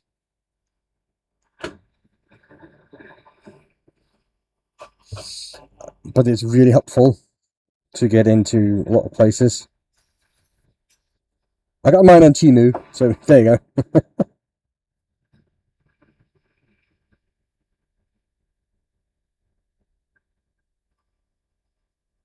Oh, nice little lid. Now the back side's not really that beautiful, but you know.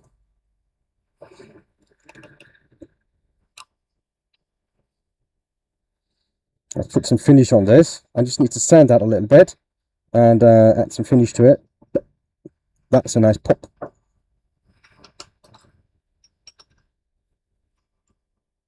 Ah, Temu. Well,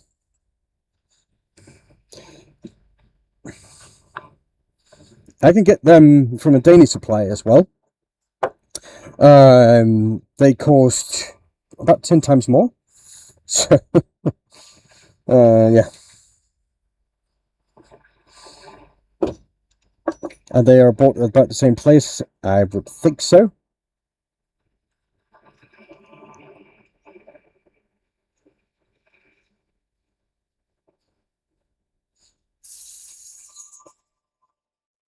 Oh, good morning, John.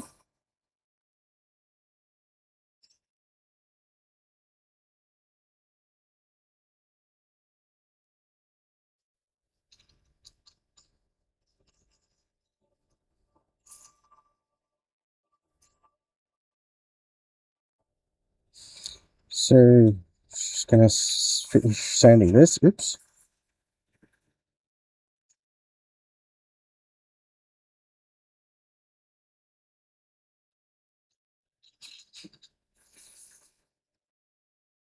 Who gave out a demo last night?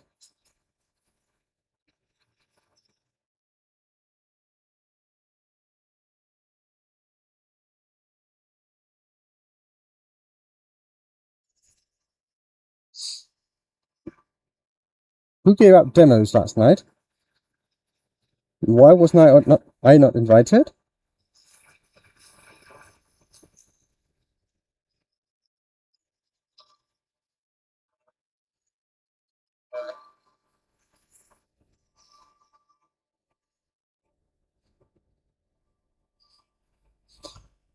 Kenton, a stipstone. That's dinner for me. I have to drill it. Oh, one of those. Nice. Yeah, I've probably been asleep. That's probably right. Okay. So let's get some finish on this. What should I put on? Sanding seal and wax. Why? Why not?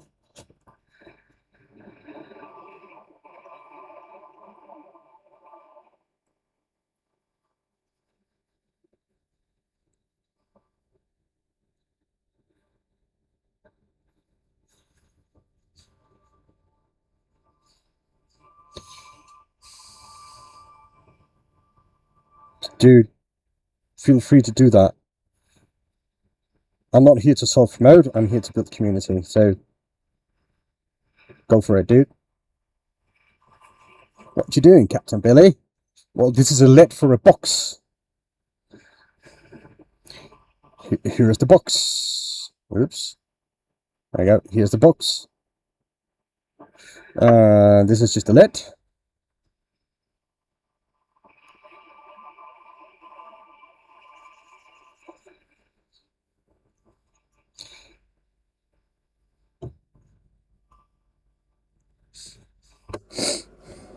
Huh. I just lost it.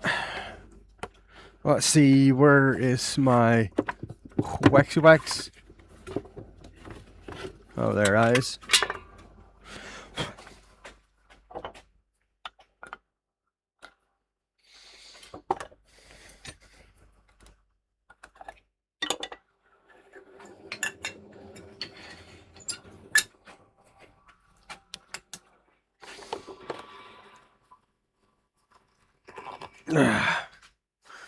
Putting on some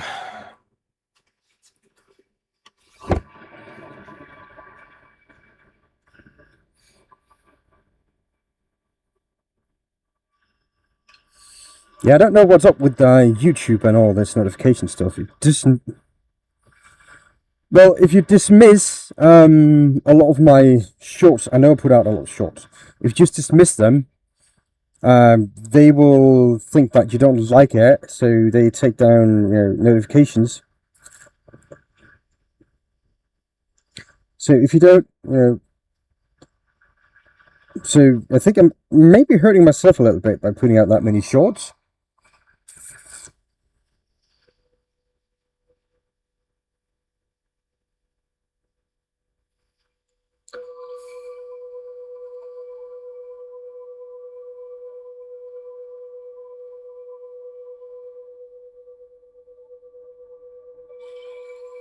But yeah.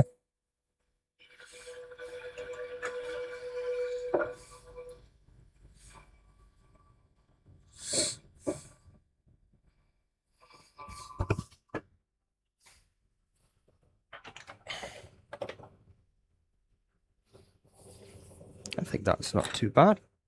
That's nice. A little bit of worm on it as well and all that, you know. It's all natural stuff. Yeah, I think that's cool. Alright, listen.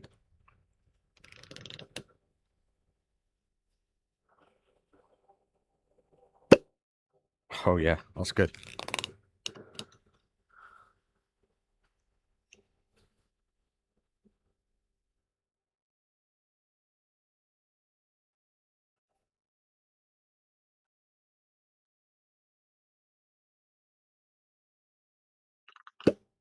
For tea bags or whatever you want.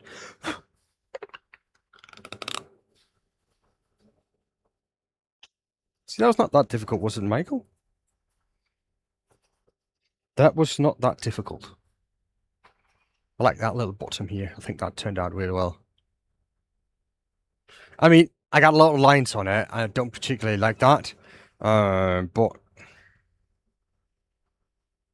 it is what it is, really.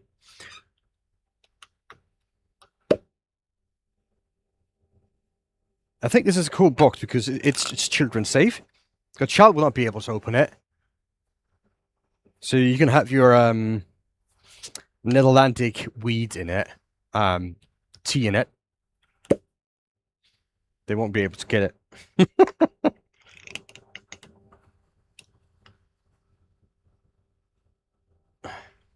So yeah, how you make a lidded box, Michael.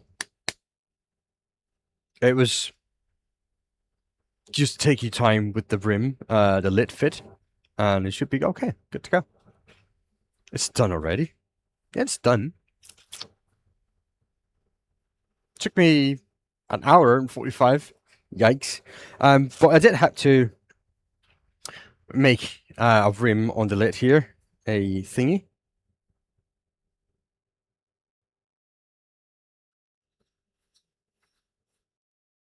Yeah, I mean, ash are nice. Some birch and elm and ash. No finish on the inside. So I mean, you can do what you want with it. A little bit of color came through, as you can see.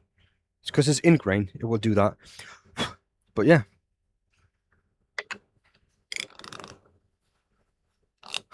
Yeah, I know, Michael. I'm sorry to disappoint you, but I did do a lot of things here today. If you didn't notice,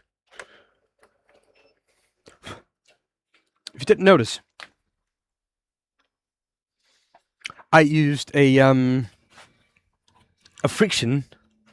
What do you call it?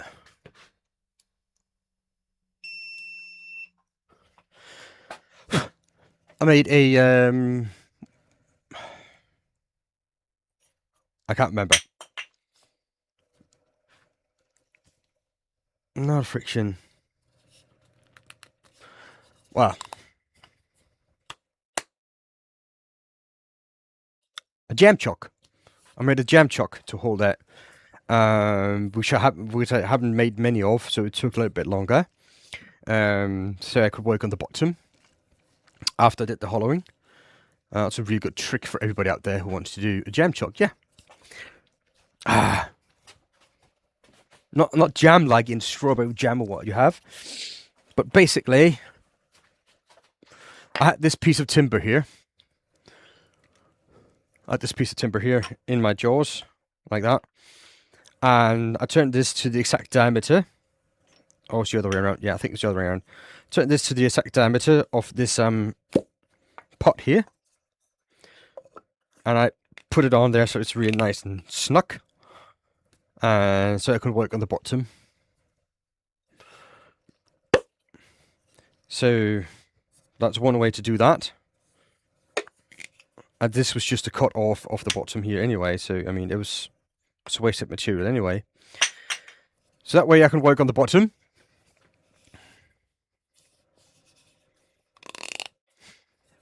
Nah, Michael, I think you can do that in about the same time. I mean, if you plan it a little bit better, it will go faster anyway.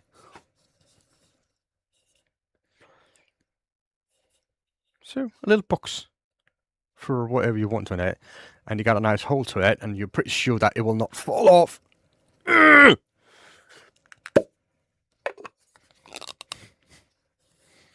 So yeah, that was a nice little project. Should we do something more? I mean, we can make a quick little ball. Quick little ash ball, right? Let's do that. I mean, might as well. I'm not gonna make another box because I just don't want to do it right now. But let's make a quick, nice little ball just because we can. Circles. Do you want me to make a sphere? You want me to make a sphere? I can make a sphere really quickly if that's what you want to see. Should not be... I mean, I've done this quite a few times before, so this is not the first one for me. I know I have some cut off pieces of oak here. Might as well use those. Straight out of the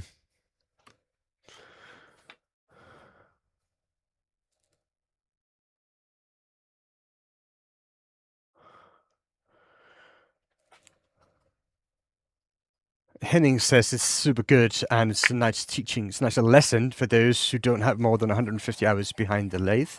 Thank you. You're more than welcome, mate. You're more than welcome. It's a nice little tutorial on how to do this. That's what I'm trying to do every Sunday. Help doing some basic turning and adding a little bit onto it. So it's you know, it's something for both for beginners and for a little bit more experienced people. So it should be. I want to do a sphere box. I did that. Remember the holy hand grenade? Holy hand grenade, Michael. Remember that.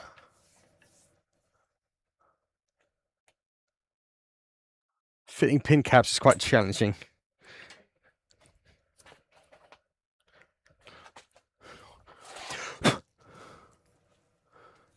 Hey, dude.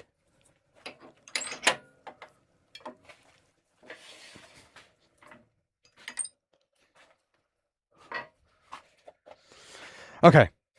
Now, everything here is a big mess. That's good. It's what I normally do. And last time I cleaned up while I was working, and I was really happy at the end because it helped me out quite a bit. Today I haven't done that and it pisses me off. Okay.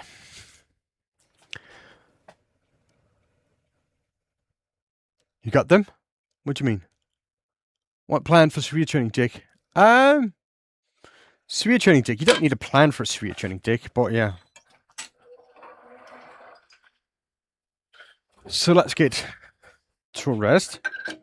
I'm just going to use a square piece of timber. This is about 5 times 5 or a bit over. 6 times 6 or whatever. You just need to do Oops.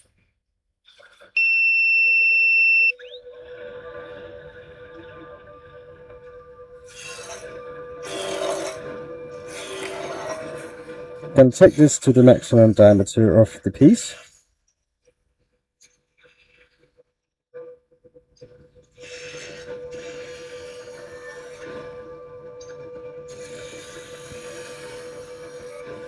This is on to, I don't feel any rough spots anymore. Now I don't know how big that was to begin with, so I'm just going to do some measurements. So this is 54 mil. Okay, so 54 mil.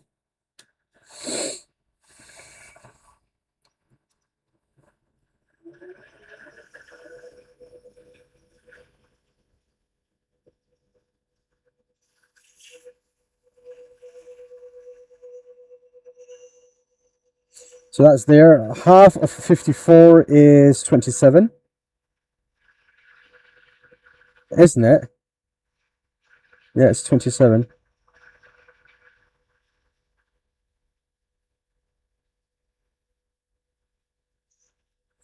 So there. So that's how you do that for a sphere.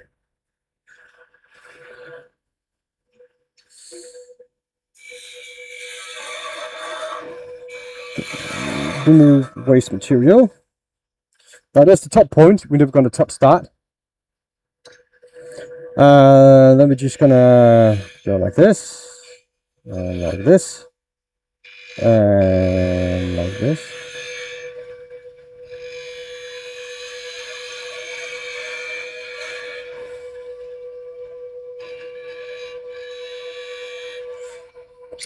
Get the sharp gouge because why not?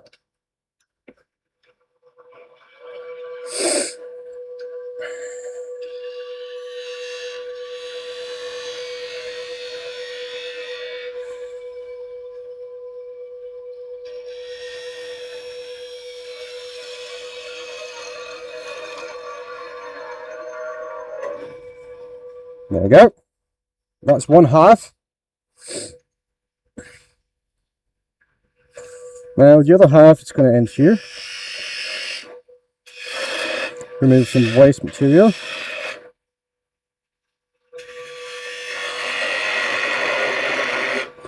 Like that. And then we're just going to do the exact same thing, but to the other side.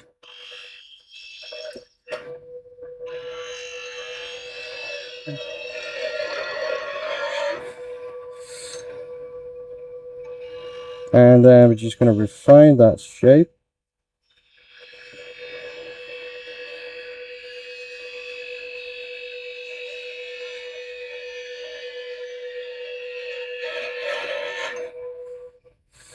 That's not round.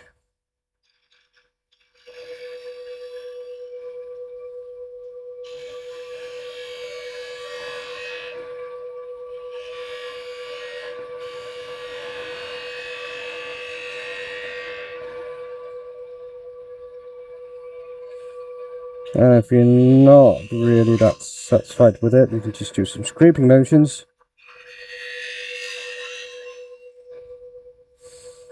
But yeah, there you go.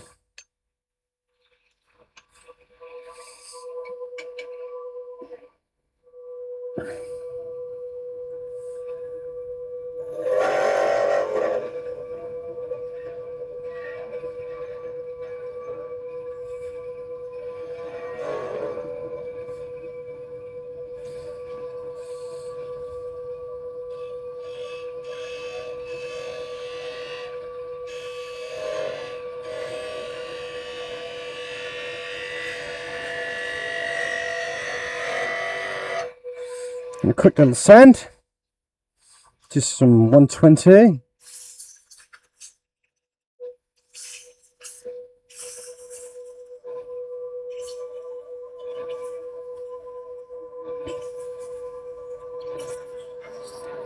Just because.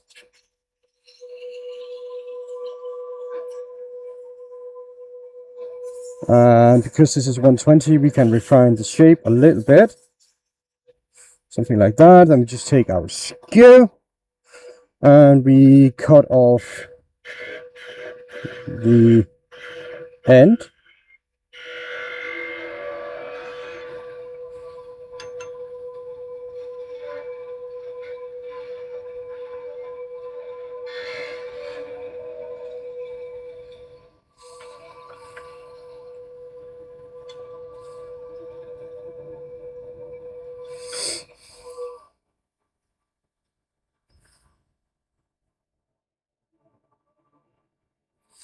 There you go. Now, this is off by quite a bit. I know that. But let's see how much. I didn't take that much time with it. So let's see here. 43.25. 53.5. So, I mean... so it's off by 0.2 of a millimeter.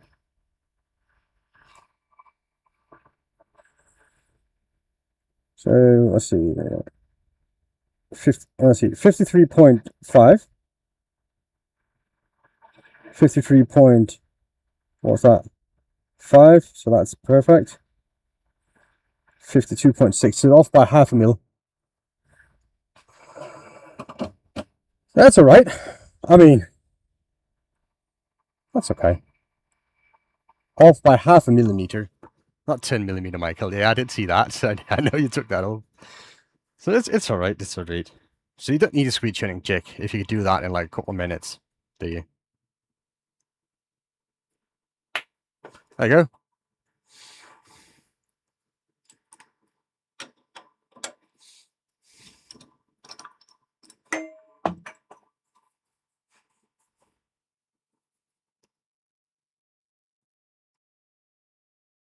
Yeah, I've seen that. I've seen that. And that guy's a monster. He's just... That's a circle. Ah, yeah. No, he's right. Alright, let's have some fun now. I'm not here to impress the ladies.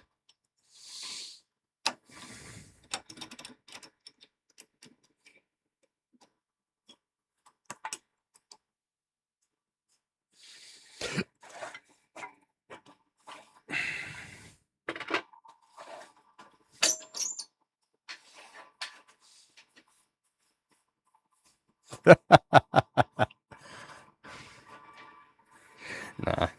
It's a good experience, Michael. I mean, a lot of people should try to make spheres by freehand because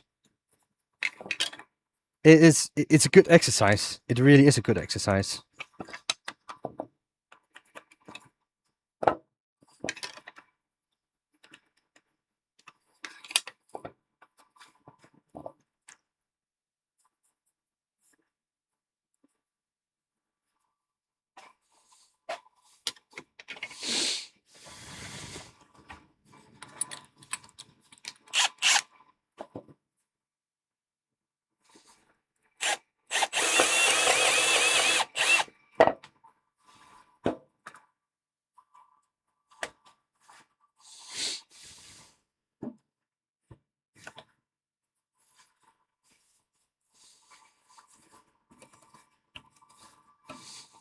I don't know if you've seen that guy, Steve the woodturner. He's a third generation professional woodturner. He does it from morning till evening every day and done that his entire life, and his grandfather as well, and you know, goes back a generation or two. He can make a sphere in less than a minute with a lot greater accuracy than I am able to do. He just popped them out really, really quickly. He is a hero, I must say. He's really, really impressive. I think Dave Dalby would be able to do that as well, to be honest.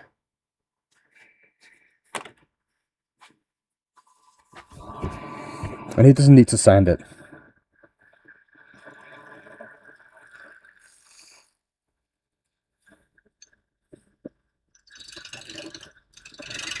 What skew? Yeah, they're both really nice person. I had talks with them a little bit. It's been a while though since I had any talks with them. But they are, in my opinion, among the best skew turners in the world. No question asked.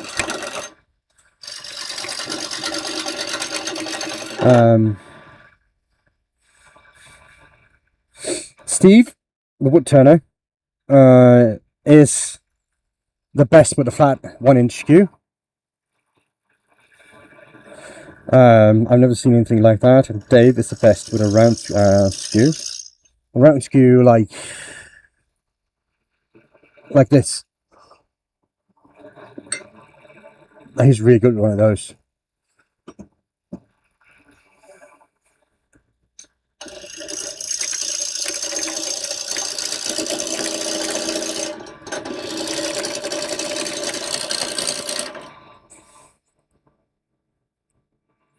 Need one of those?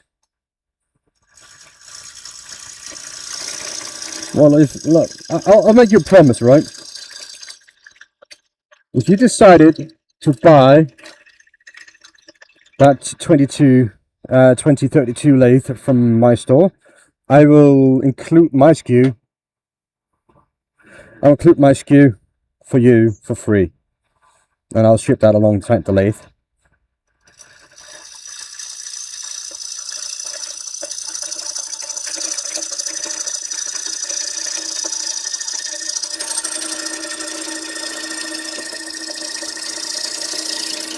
Because I don't need it. I don't use it. I haven't used it for years now.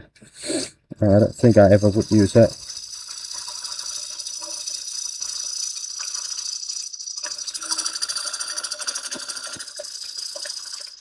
Yeah, but keep in mind though, that lathe is not in stock until summer.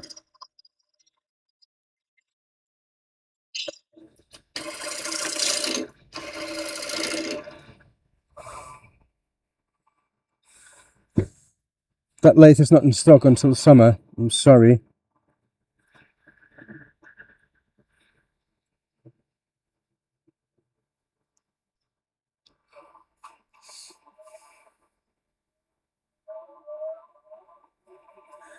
Oh, Michael, I would still go with the one I showed you. You need to almost double your budget before I will look at another lathe.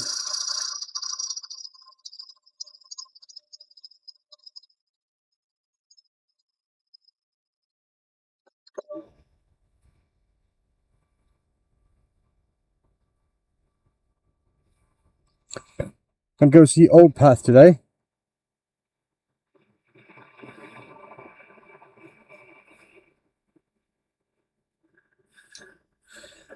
If that can get you a 1640 lathe, Burt Group, 1624, sorry, I would go with that.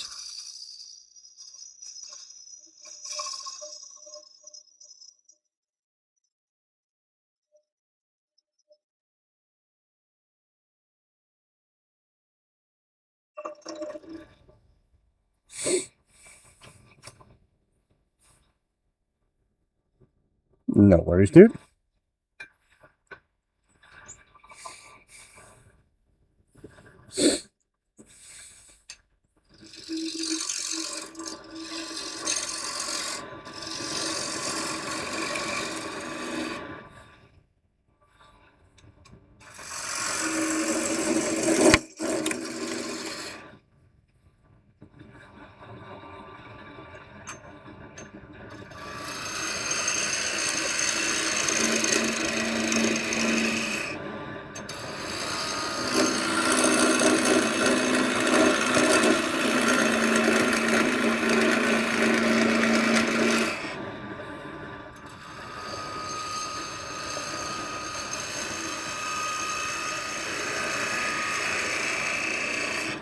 The thing is, Michael, the lathe that we talked about, the 1421, is you need at least a 2 horsepower motor to compete with it, and I would still say it's stronger than the 2 horsepower standard motor. It is extremely strong and versatile,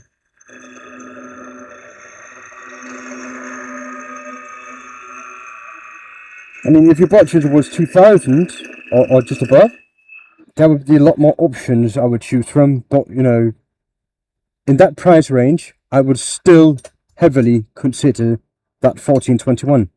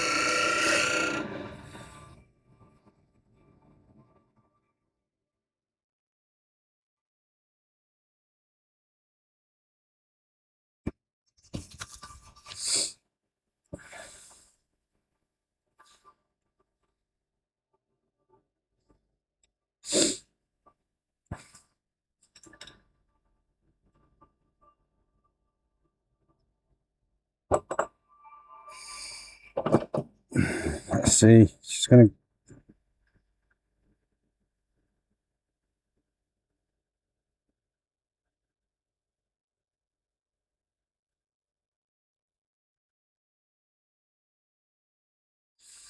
Something like that.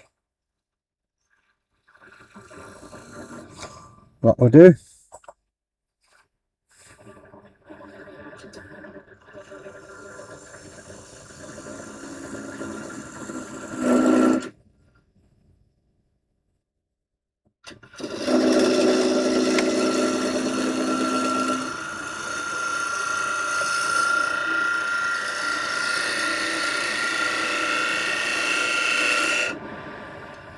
Okay. So that's good. Let's get a nice clean cut.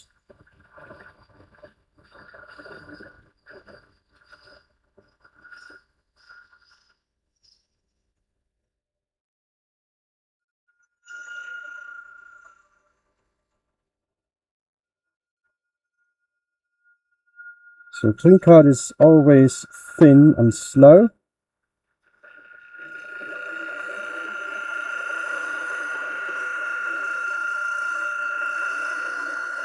Take your time, control the tool.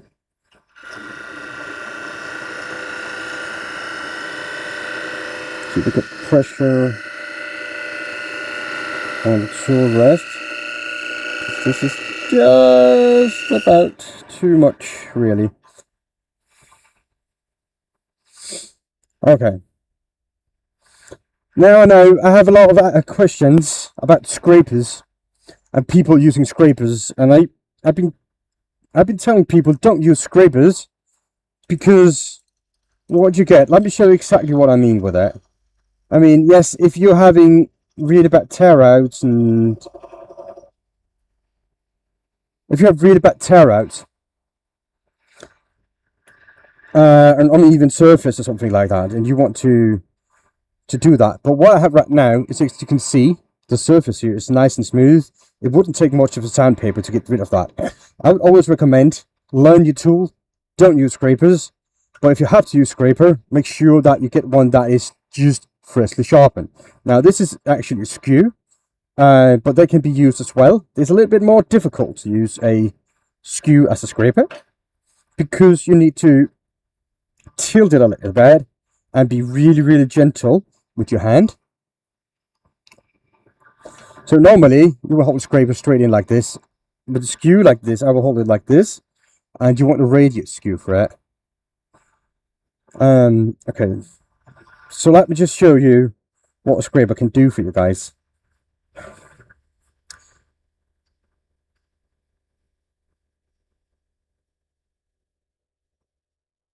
And this is a really gentle cut, and you can see it's just whiskers coming off.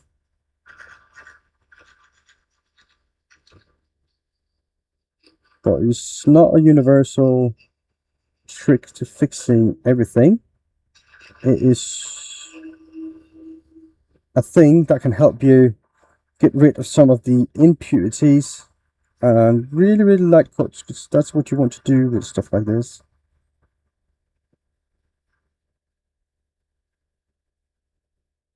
So I'm just going to go really slow.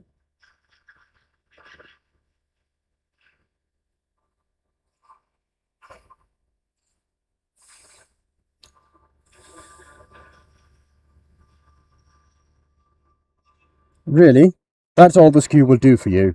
Now that skew is now dull, and it needs, not skew, scraper, it's now dull and needs to be sharpened, because that's how long it's going to hold an itch for you guys.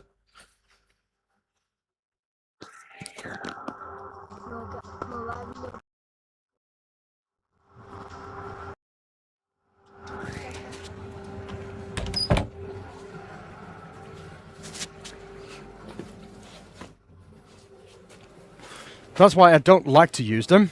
And as you can see, the surface that's left, it's not bad. I had a better surface with the tool, but it's still like 120 grit sandpaper worthy.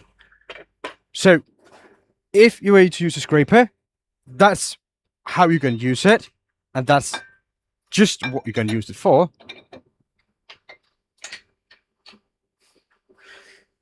I mean, so that's the problem, right? If you're a new beginning wood turner, the chances are you're going to get really comfortable using it, and you're not going to learn proper technique. So I wouldn't recommend it, but I understand that, Mark.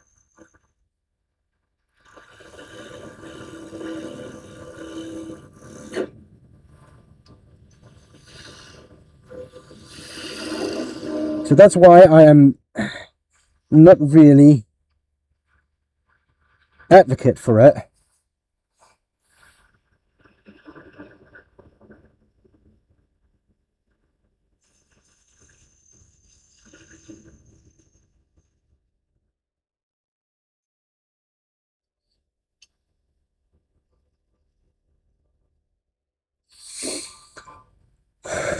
But this is, yeah, the scraper is just a round edge skew. That's all that is. And it needs to be tilted down a little bit, not a lot, just a little bit. And you need to sharpen it for every 2 times you drag it across. Because the chances are you're not going to get a good cut from it. So there you go. Let me just sand this surface.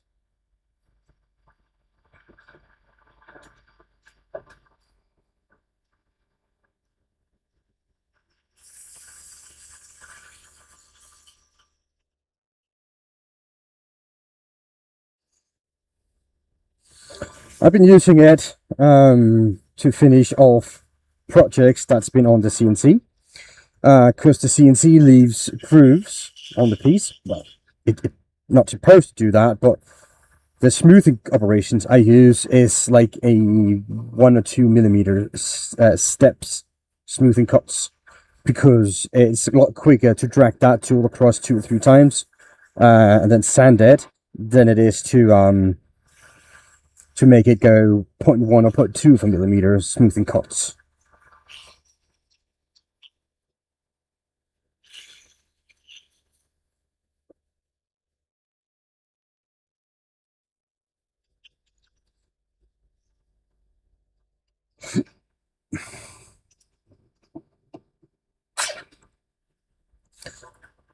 Because a smoothing cut that's going to go 0.1 or 0.2 millimeter, it's going to take over an hour to finish an outside, about an hour to finish the outside of a bowl like this, when the whole operation of cutting it out could be about an hour if I do it the other way around.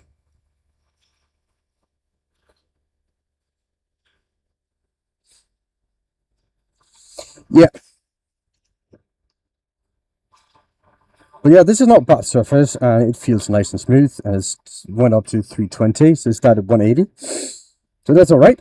So let's get this. Yeah, let's just flip it. Right, let's flip it around and hollow it out and do something about it. Because I could. Maybe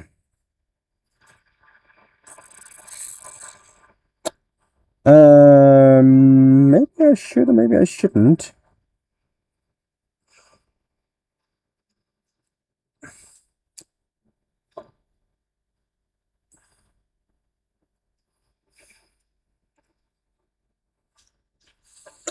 No, I decided to go color it first.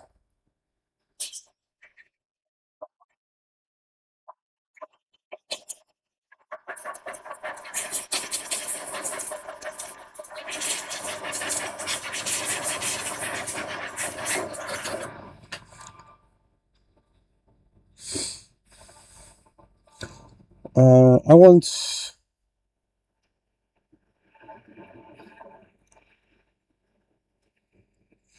I actually think that earth one was pretty cool, didn't you? What do you guys think?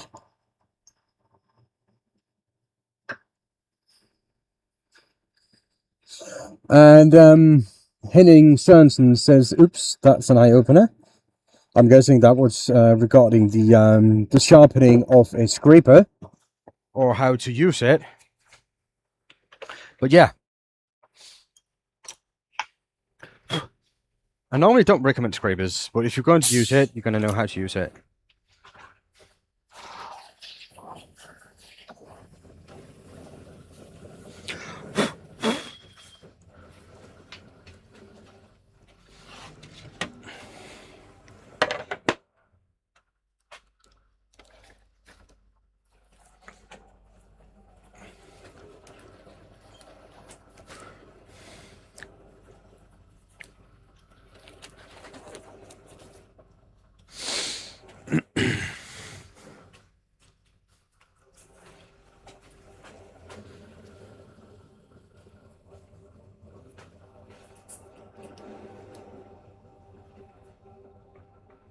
Okay, so let's go down in speed.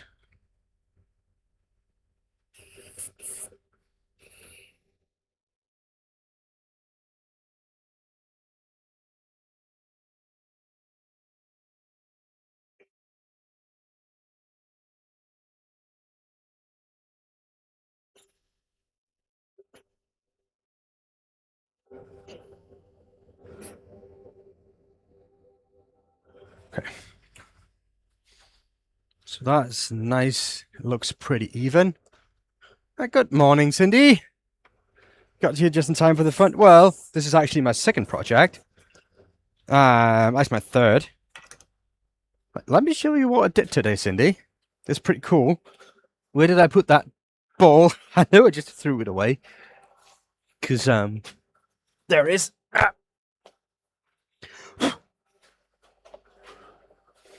First project was this little... What's this little lidded box? And listen. That's a really good sound, isn't it? And again, nice little crunch. Right? We got some colors and texturing on the bottom here. Did an inlay with spalted beech and a ring of elm. This is ash, by the way. So that was the first project. Then someone talked about sphere turning jigs. I was like, yeah, you don't need a sphere turning jig. You just make spheres by hand. And this is not too bad. I think we'd measure it to about 0.5 of a millimeter. I would say probably if I measure the right places, it's going to be within a millimeter.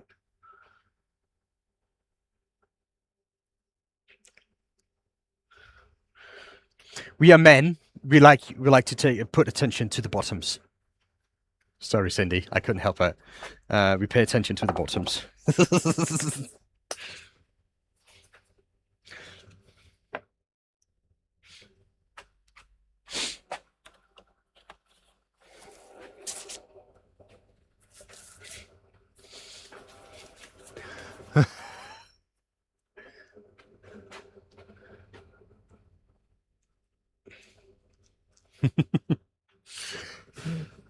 Now, well, if you were easily offended, you wouldn't be a part of my community. That's for sure.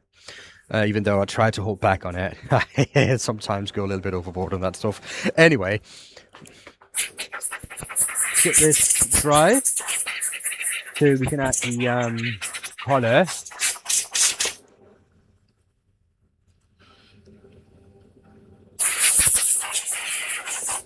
Well, it was... It's actually not that difficult to make a sphere. You just draw it out. And if you need...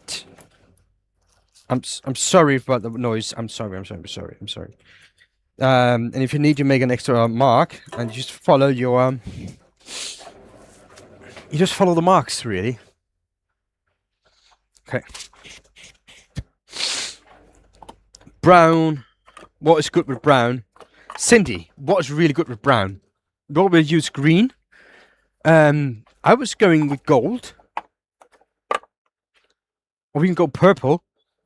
Now, I know you're a color lady. I know that. So there we go. We got purple. We got green. We got gold, pink, and blue. White. Black. Bronze.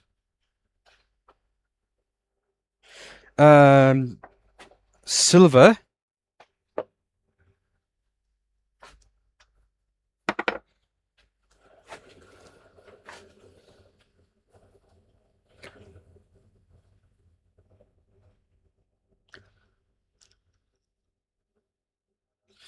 Purple or silver?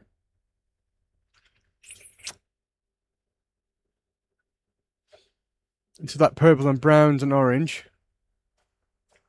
Purple, she said. I'm not listening to you guys. Normally, when I ask this question, I'm gonna make up my own mind anyway. But you have to respect a craft lady like Cindy. She knows a little bit about texture and colors. I don't.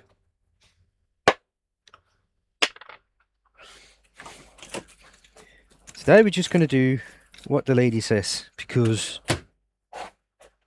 it's important. So gold and purple. No, we're just going to go with one. It's going to be brown and purple then.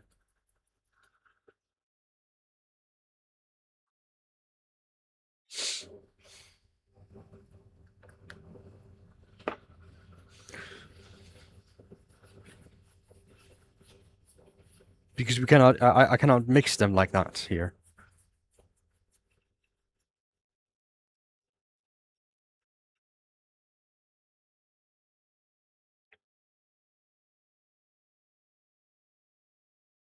Yeah, exactly. You're married, Michael. You know what I mean.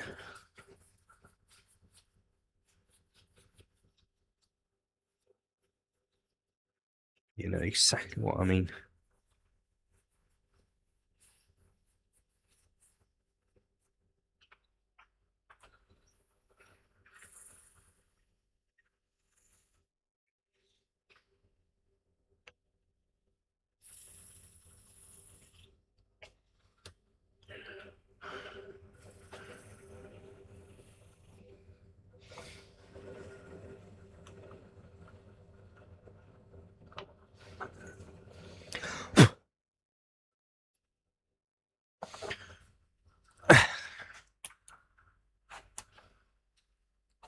So like that, and then we're going to take a piece of cloth. Cloth is actually the best for this, even though you shouldn't use cloth around the lathe. I talked about this many times, so yeah.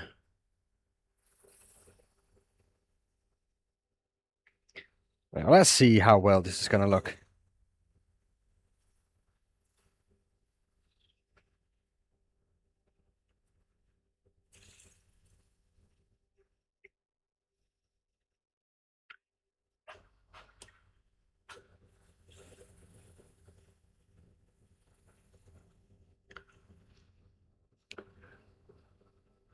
That a pigmented wax? Yes, it is. Look at it. Just look at it. Nah, that light's it's needed.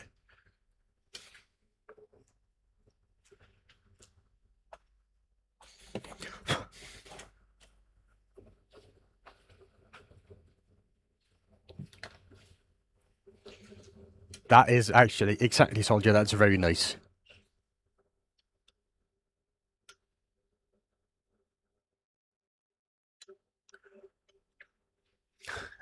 Oh, have you seen the sunset ball, Cindy?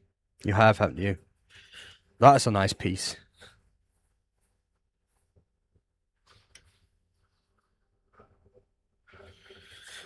That looks good. That looks really nice. Now, I'm going to hollow this out. I'm going to reverse it at the end. And then I'm going to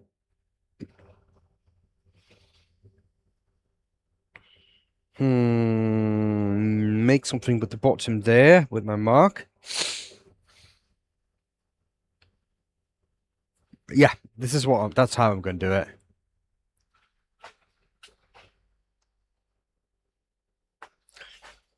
That is really nice.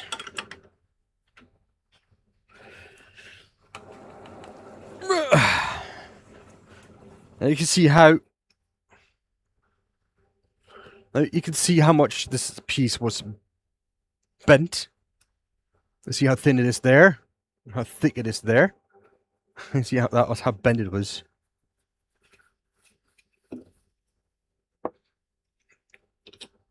Get that out there.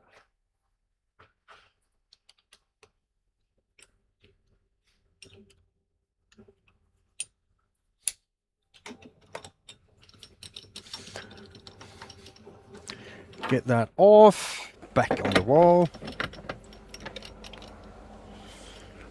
Get the small one.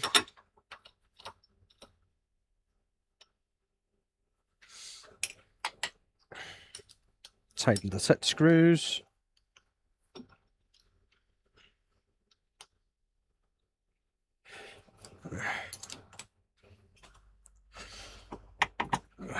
Like that.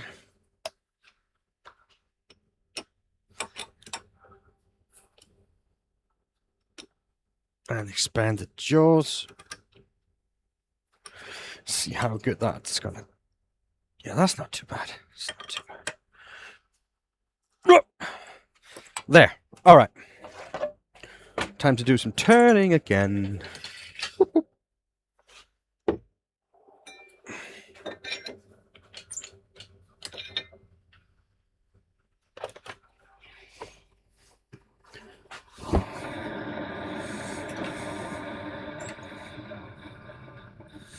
So I see there. Righto.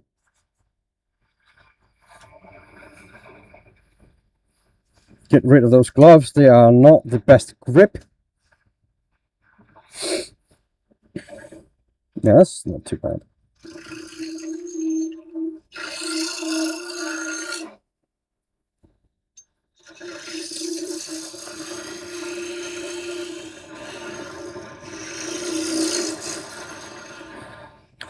Okay, so that's the flat surface. And we're going to start the hollowing. How deep is the mortise? Does it have an angle for a dovetail? No, it does not have an angle for a dovetail. The mortise is about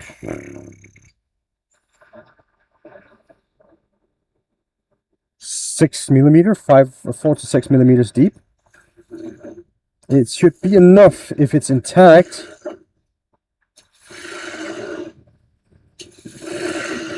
My jaws doesn't have dovetails on it, so it doesn't need it. So I was just going to step this down. I'm going to take too much time on this, even though this is the most satisfying part of the turning.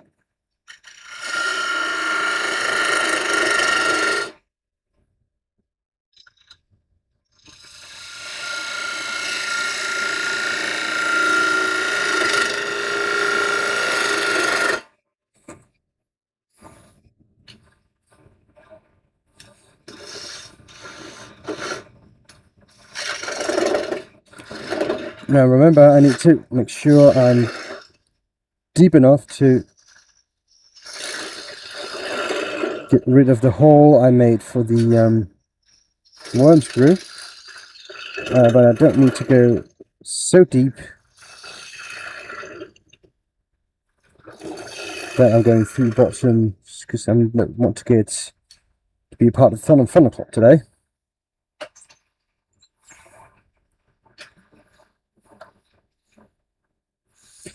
If you're really confident in what you're doing, you don't need the mortars more than 5 to 6 millimeter deep. If you are a new wood turner, probably about a centimeter deep is what I would recommend.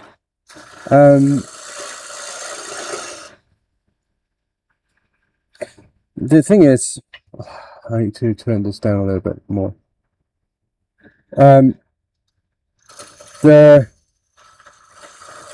wood should not touch the bottom of the jaws. They should only touch the top of it.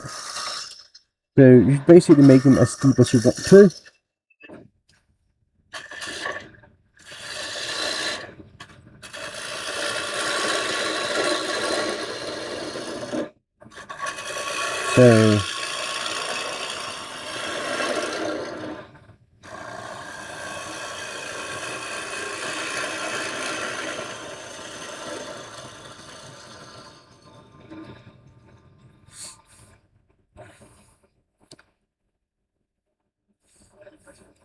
So let's go.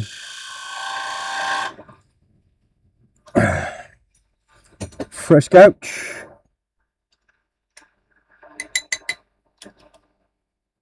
You should start making bets on how often I change the couch during a turning session. That'd be fun.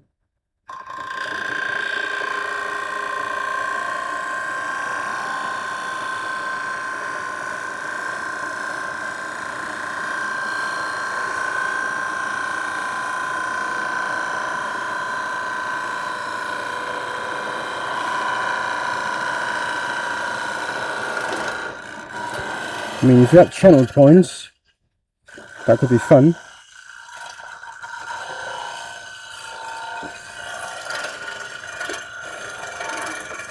I don't think I should go much deeper than this, to be honest.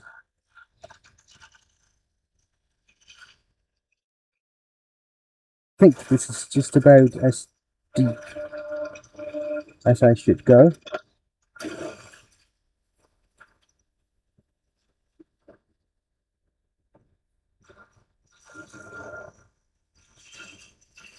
Let's see, let me just do some...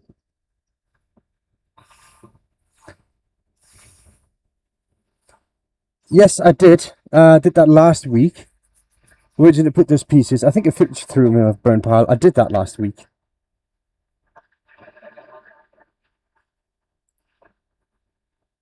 Oh, I still got a lot to go in the bottom here.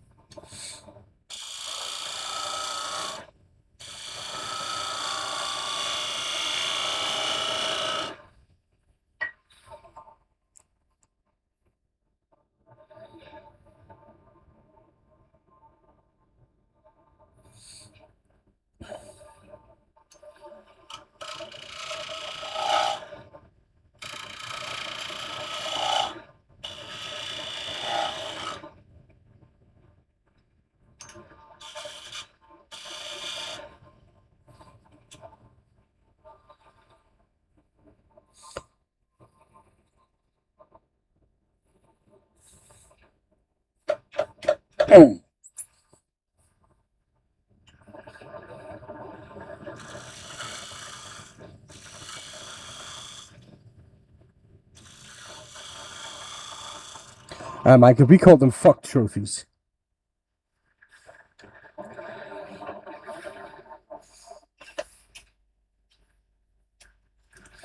So let's go back and use that scraper again.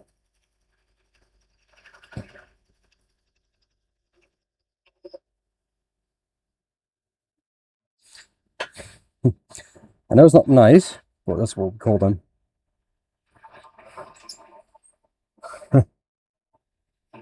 How do you say Larry is nice? Larry, I would say Larry er sød.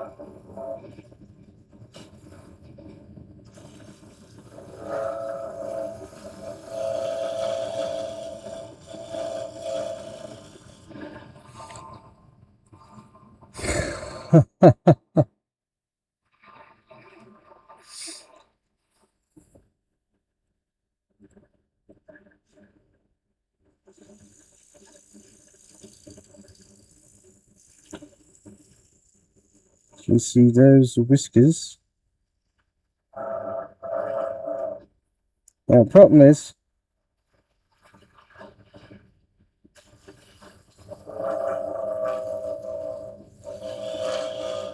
that little vent there was hard to get by.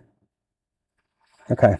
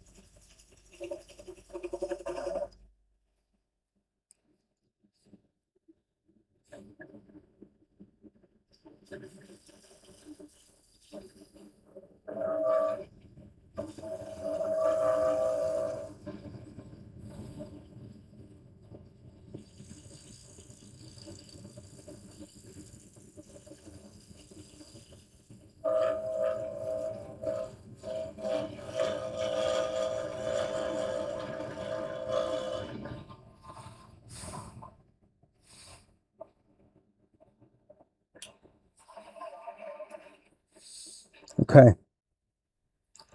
So I got that all sorted. I mean, now you can see all my tool marks are gone, but now I have somewhat torn grain here.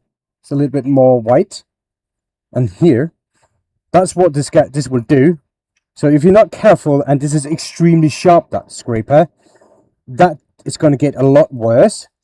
Now I'm not going to show you how much worse because I don't think I have the material to get rid of it again. But yeah, this is why you need to be really careful with the scrapers.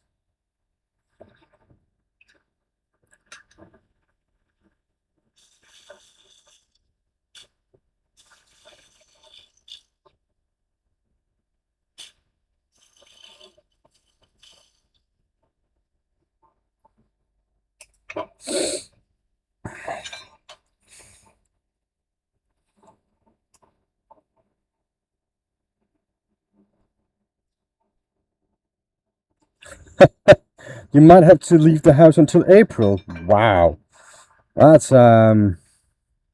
serious.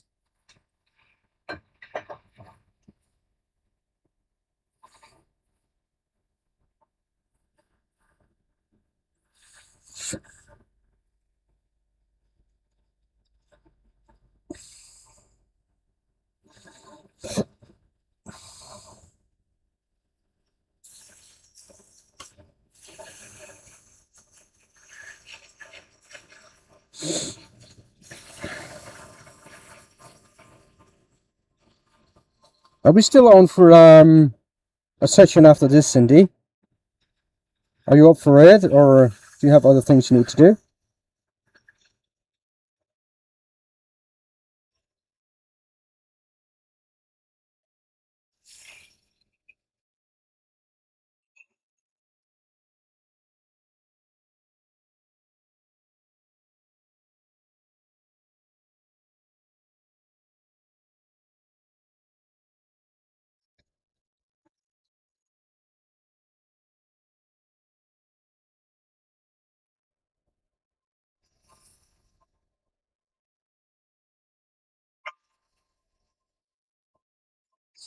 Yeah, that's what we're supposed to look at together if you still have time.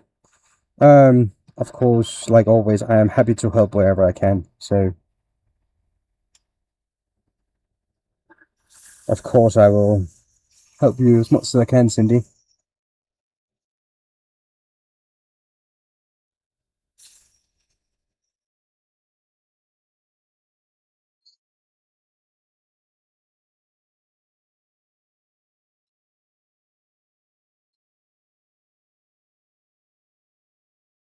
Um, Go download Vertical plugin for OBS. Just Google that and install that. There's basically all what we have to do. But if you do that, Cindy, you are in about 80% there.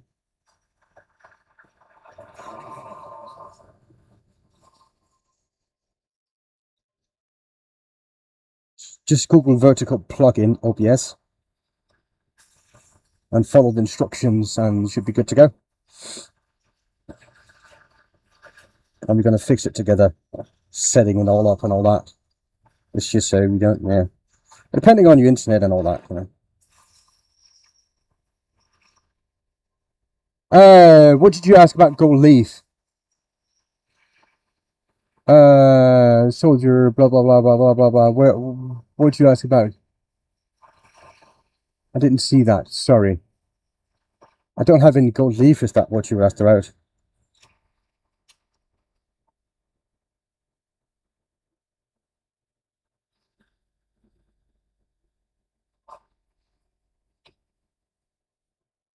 Yes, I have. It is actually, it's a video about it as well. Gold and Ruby Ball, I think it's called. It's on my YouTube. So yeah, there are actually a video of me working with gold leaf.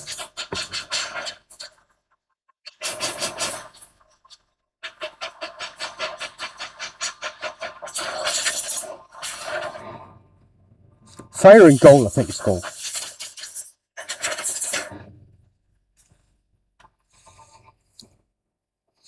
So yeah, that's actually something you can find and see. It is awful to work with for a beginner. So if you're going to play with it, just get the cheap fake stuff, because I used real 22 karat gold leaf and that was expensive.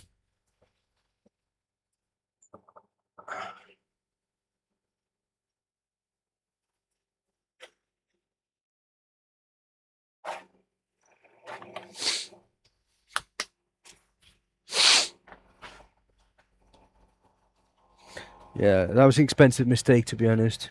So, see, there you go.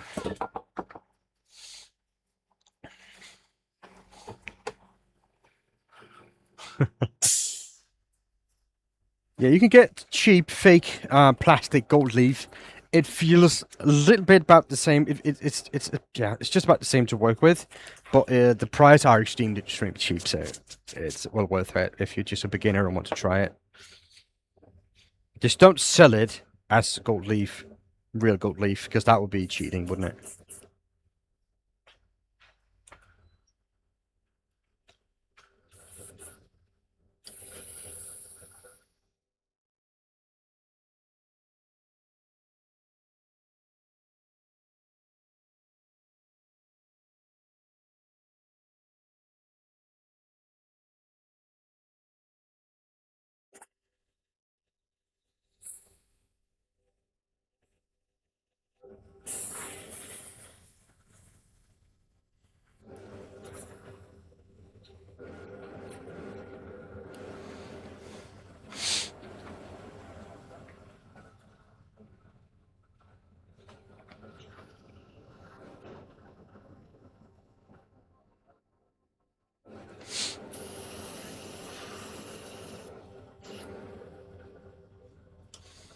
I mean, that brown is just beautiful, isn't it?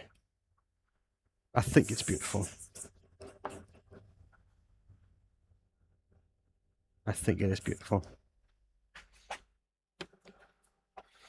While that's drying, I'm just going to clean the airbrush, because, you know, I always forget to do it.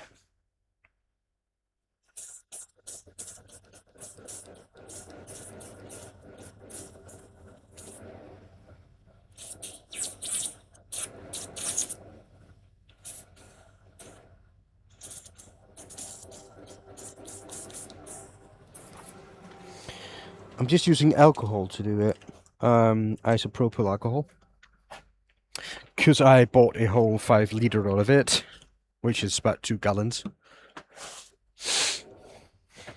So I have it, it's cheap.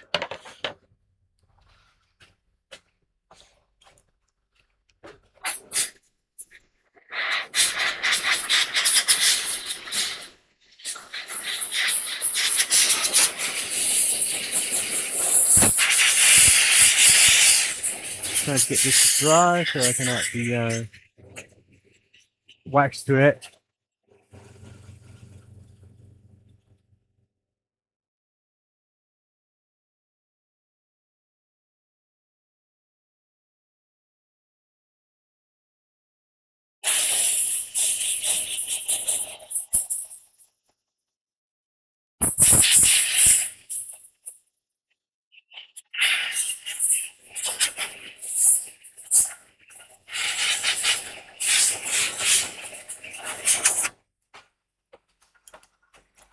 Or we can do a marathon stream once, right? So I stream for, let's say I stream 7 hours, 6 hours. And when I'm done, someone takes over. I'm going to hand over the audience to them and they're going to stream another 6 or 7 hours. And we just keep it rolling. And we just keep it going for as long as we can. But you have to stream, whatever we decide, 6 or 7 hours. 6, 7. That's stupid.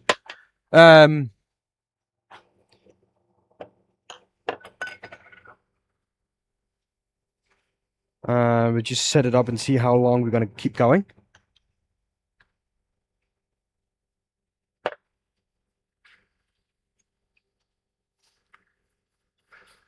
It's 8 or 9.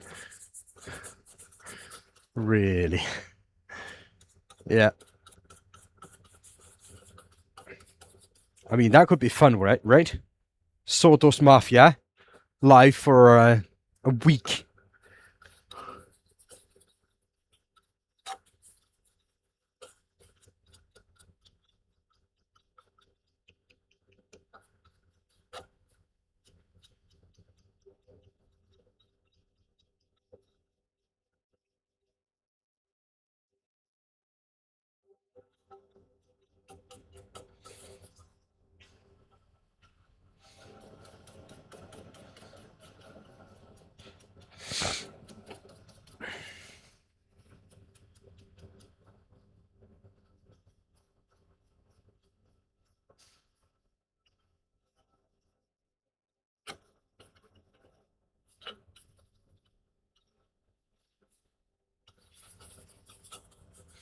Yeah, I think this is cool. I think I like this. I like this.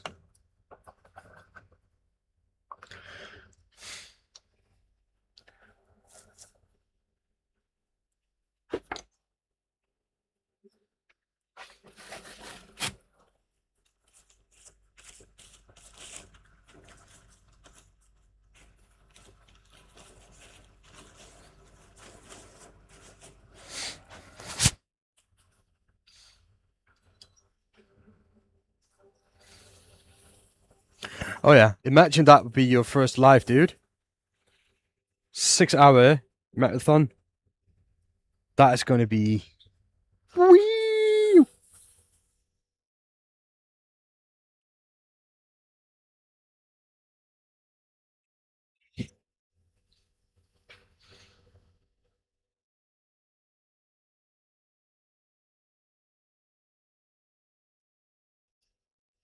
It's going to be amazing, right?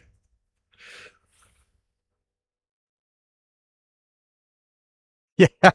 Yes, of course you're gonna. Like me, I have my trusty Pepsi with me all the time.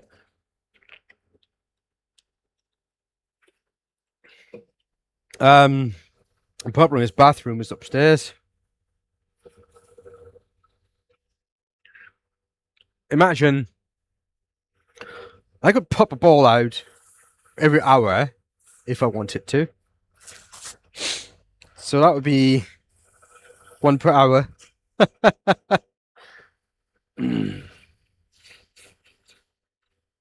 Yeah. Oh, Michael, you cannot be part of the stream crew. You're gonna be moderating from start to finish. There's no, you cannot. Yeah, you cannot stream that, mate. You have to moderate it. So no sleep for you for a week.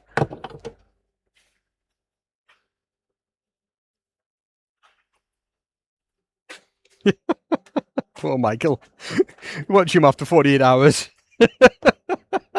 It's gonna be dead.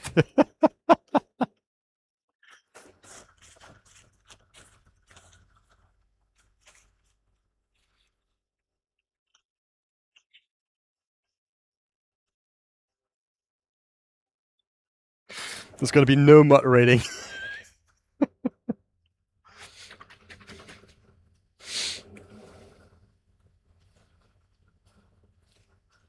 I mean, it was just like 13 people here, so it doesn't, you know, you can share your thing here if you want to.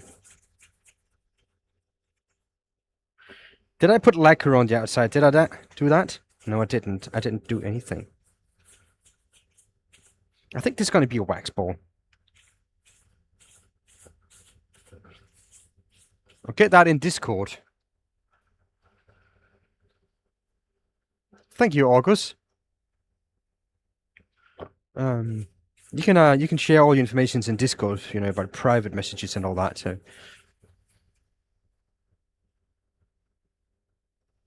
yeah, I've seen some of those. What about this guy with the toilet seat around his neck? I mean, that was just, for me, that was just stupidity. But yeah, it is what it is, really. But thank you for letting me know that.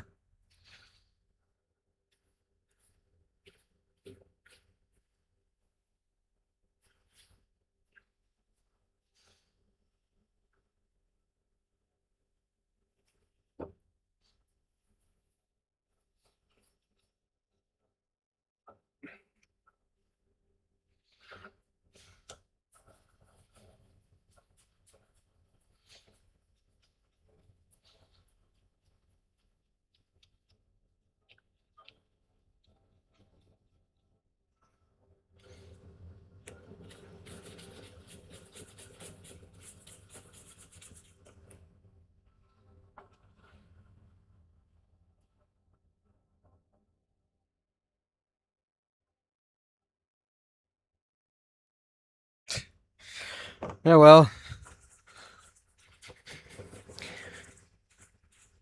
it is one way.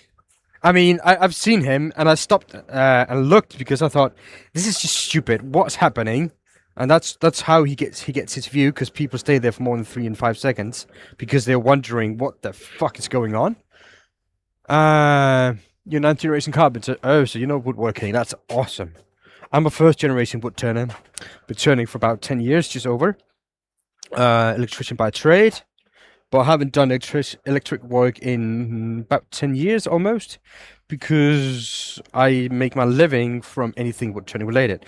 I sell wood turning equipment, I repair machineries, I pack web orders, I do production wood turning. So yeah, that's what I do.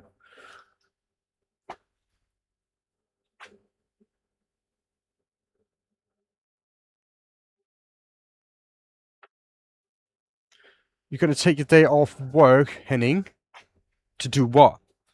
To watch the 1 week stream? I mean, that would be great if we're gonna put it up, make it happen. I mean, Sunday is almost like it. I think the Thordos Mafia are pretty much alive from when I start until midnight. Oh yeah, I'm also a teacher.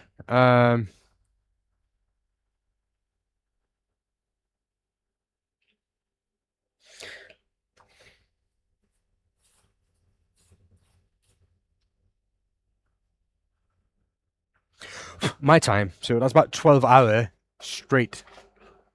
I think that's about right, if I'm not mistaken. Hello, Jake.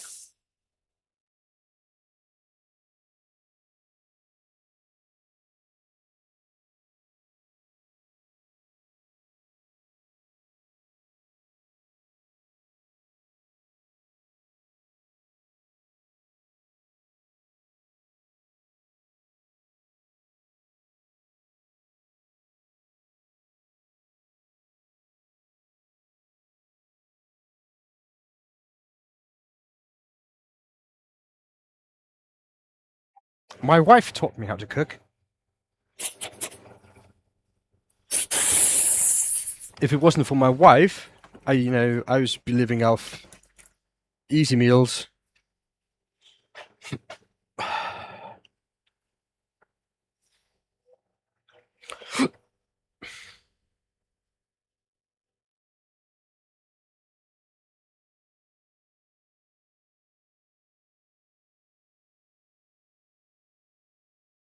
By the cook, I mean pasta bolognese.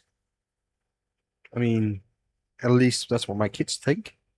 And I mean, that's basically all that matters.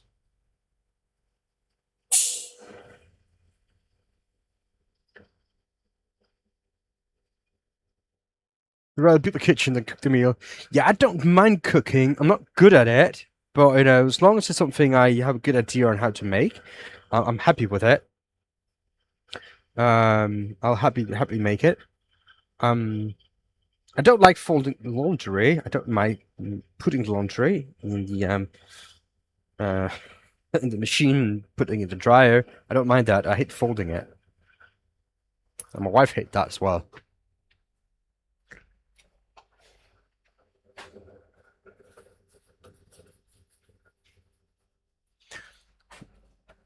But yeah, not many people like folding laundry, I guess.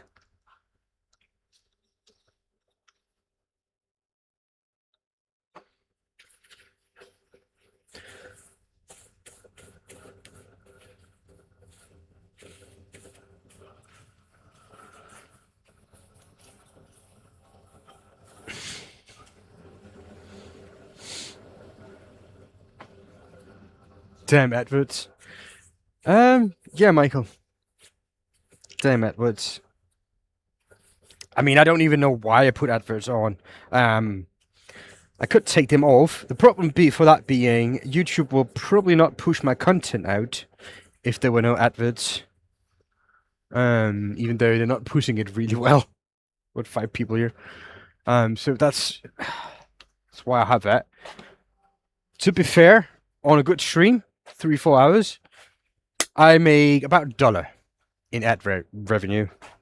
That's on a really good day. Normally it's about 50 cents. So there you go. It's not for the money, it's for the algorithm.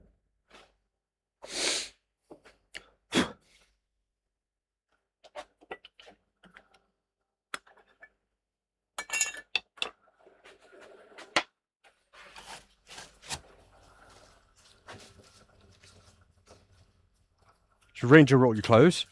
Yeah, I have a box just for my underwear, one for my socks, and my wife, my children, and I all have the same socks, because we're really close in shoe size, all of us. My wife's a little bit on the small side though, but yeah. So we don't fold socks. We just put them in a box and just pick one. And once time a year we throw them all out and just buy 100 new pairs. That will last us a year. So we don't need to pair them up with all the new socks. That's really smart.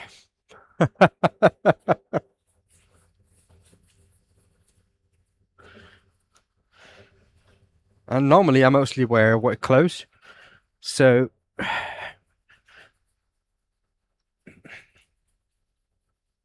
I don't wear many normal clothes.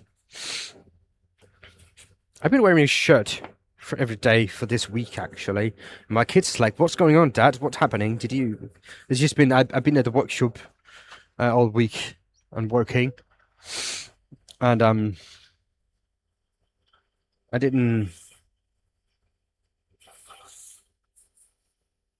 So I was changing my clothes whenever I was done with the work day, and it just happened to be a shirt and a pair of jeans. The kids were very confused about that.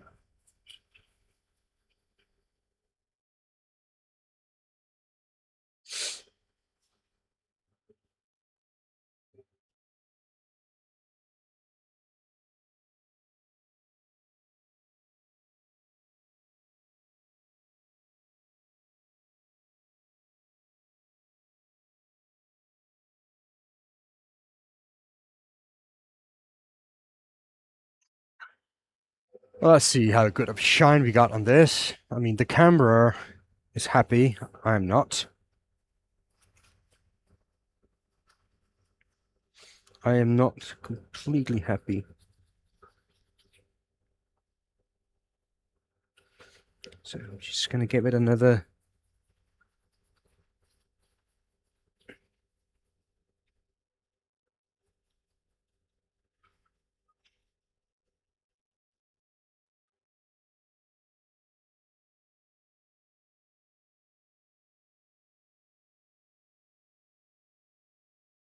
just leave that to sit there for a little bit.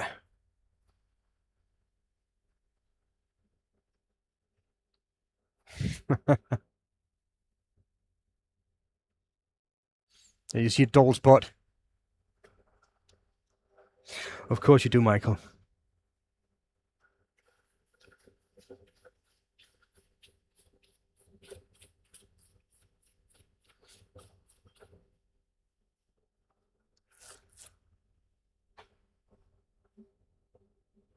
Yeah, I think it's nice and subtle. I like the Hampshire Sheen collection of colours for everything they do because they are kind of subtle. I mean, yes, they got like electric purple and, you know, stuff like that. Electric pink, sorry. This is in your face, that pink. But, you know, it is really something else. Like, look at that. It's beautiful, isn't it?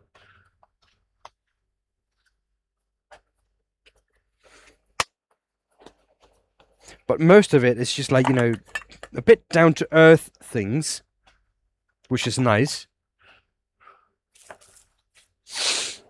Pink is fun. Yes, pink is actually fun.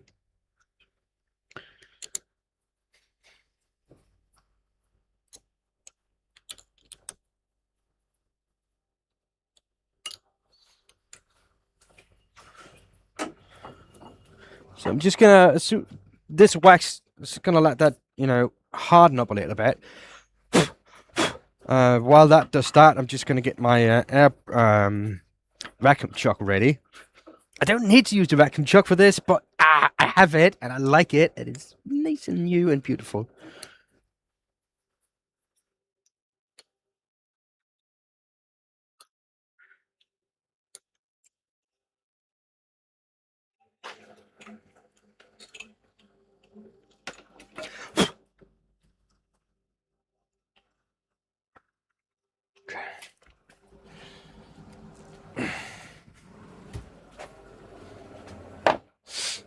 Okay.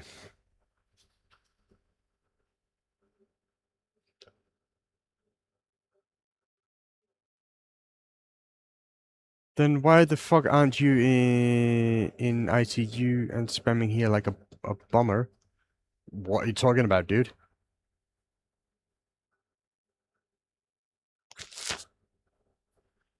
Nah, I have no idea what you're talking about. Did I miss something?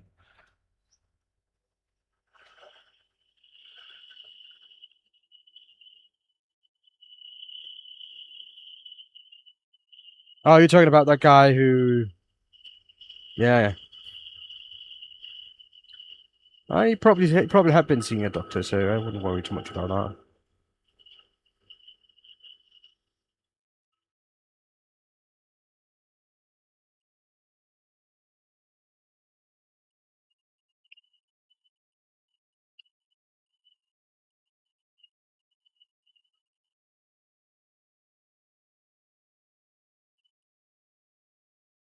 There you go.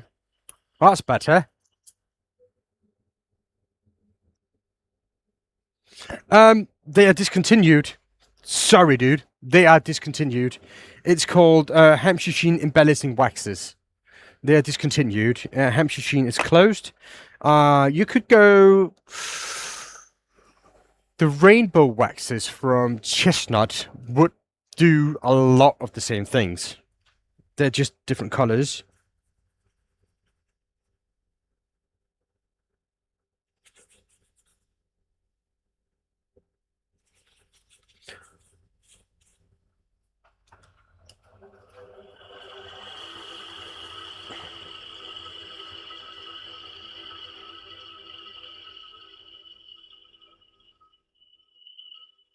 Um, Depending on your project and what you're going to do, right? Waxes are cool. They're quick. They're reasonably durable. They need a little bit of technique to work with, but they are really nice. So that's one thing you can do with them.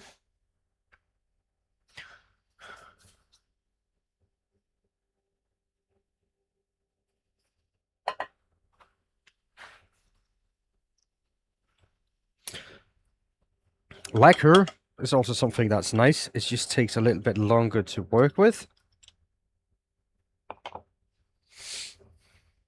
Now I'm gonna go with the polishing wheel after this because I'm still not too happy about this. But there's a fix for that, so don't worry. I think I can get that sorted.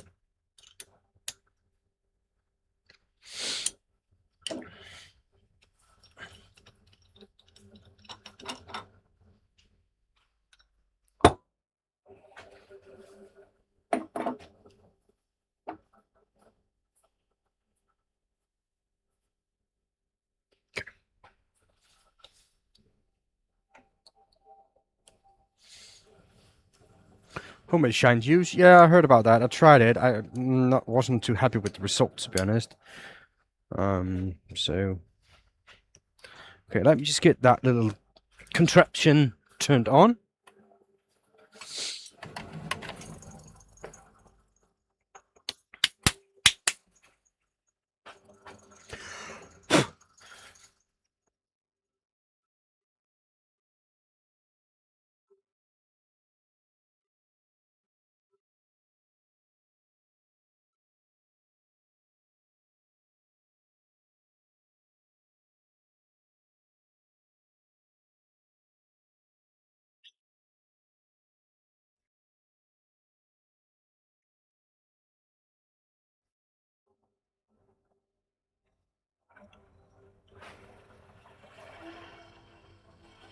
This is magic.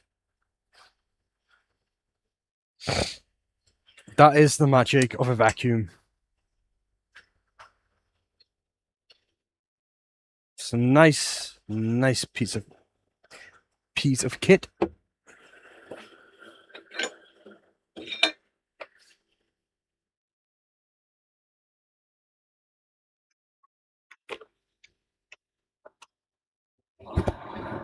Beeswax is awesome. It just it's not that durable, and it loses its shine really quickly. So I would go with Canova wax if I want to go natural waxes. So yeah, that's what I would do.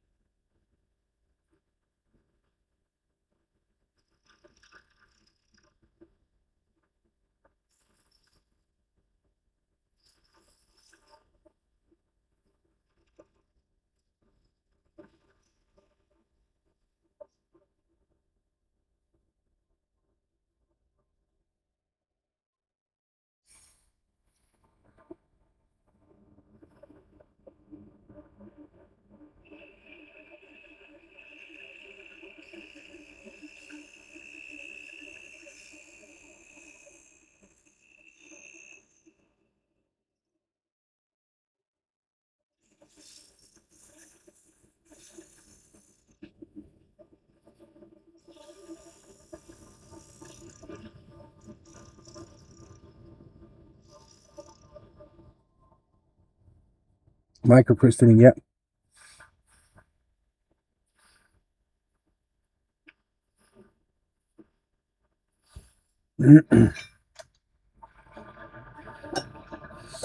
Yes, microcrystalline is nice.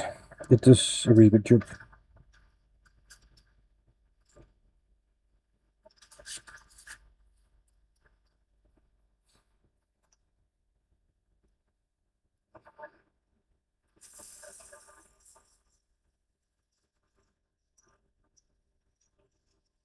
But yeah, Canava wax is my favorite because it gives a really nice shine.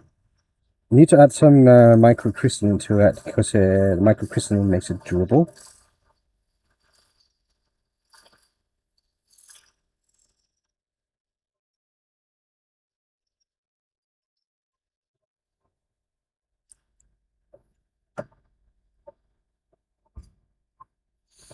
It's streaming so long that the TV is about to turn off.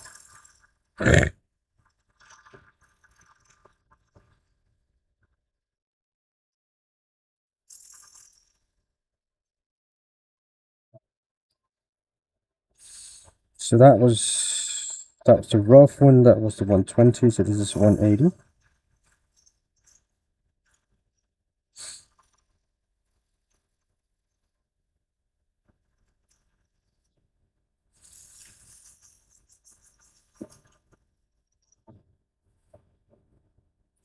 The thing about streaming is, you limit it yourself to what kind of finishes you can use, because you don't have that much time.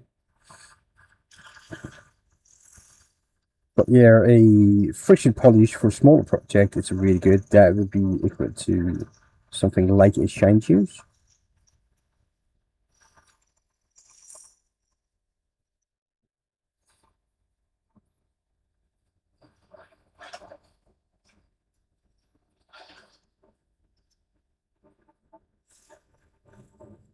You get chestnut, you get a friction polish from Maylands or chestnut, is what I believe. And they work just about the same. I haven't found anything, one's better than the other. It's basically the same product.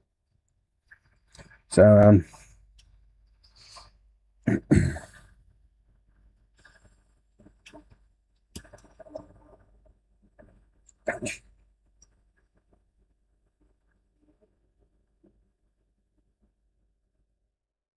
so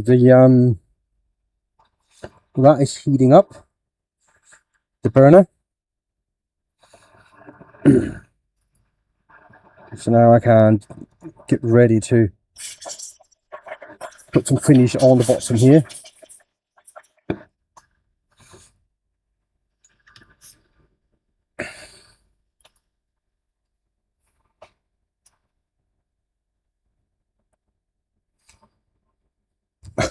I was just an idea that was spitballing, dude. Don't take my word on it.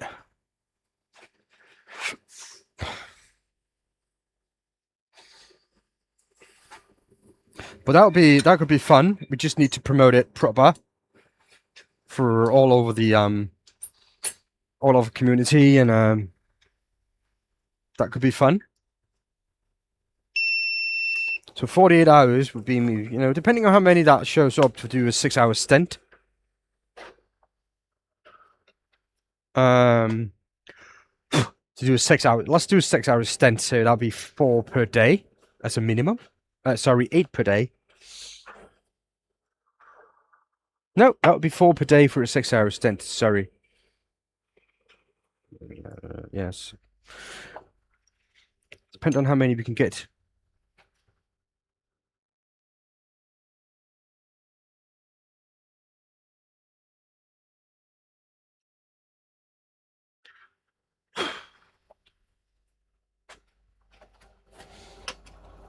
So that's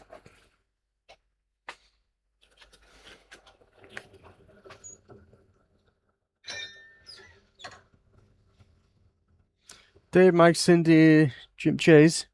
I mean, we could get all of them.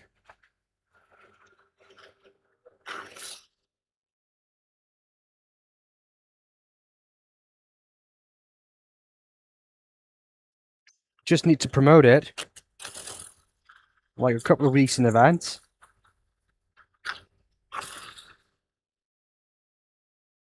And see who want to join.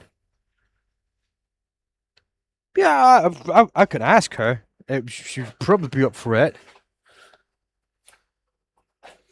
She'd probably be up for it. Probably not a 6-hour stint. That was probably going to be like a 3-hour, maybe 4. I could ask Martin from Hampshire Sheen as well. Mike Walt is probably going to be up for it as well. I mean, there are a lot of people we can ask.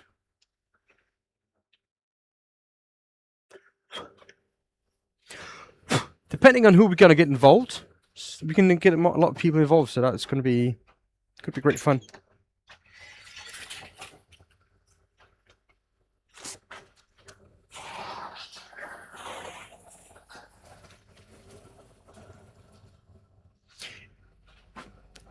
Yeah.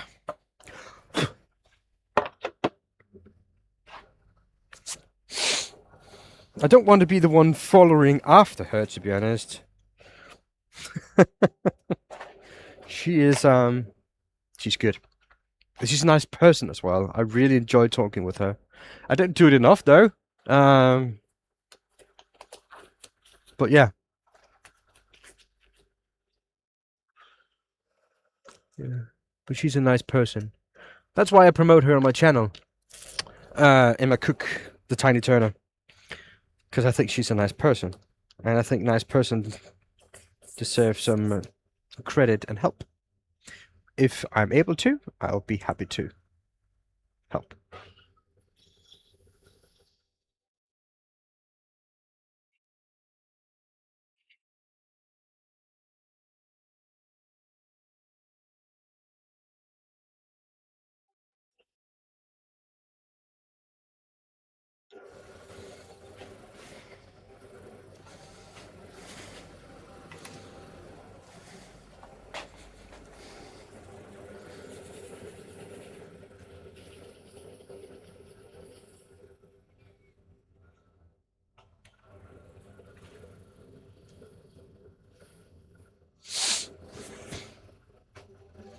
Tiny Turner? Yeah, it's probably either Tiny Turner or Emma Cook.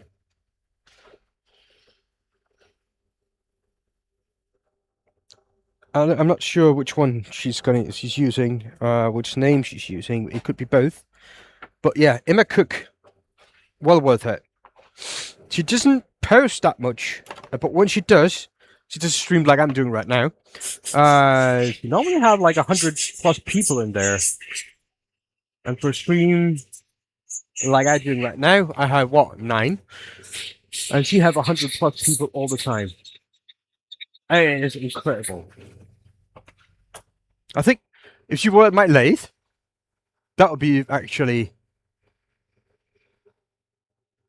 pretty fun. If she were at my lathe, she'd probably be this high, so she could just look over it. That's fun.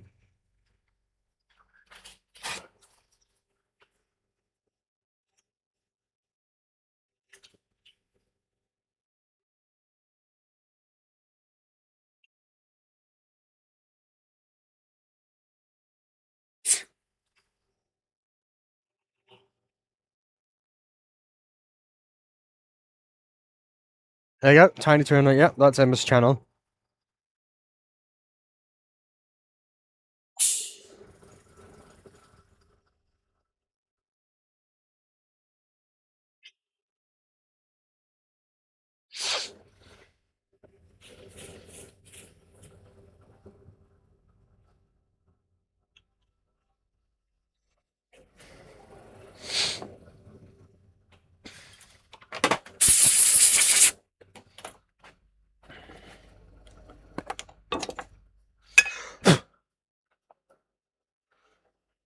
It's been a while since I used some of her stuff.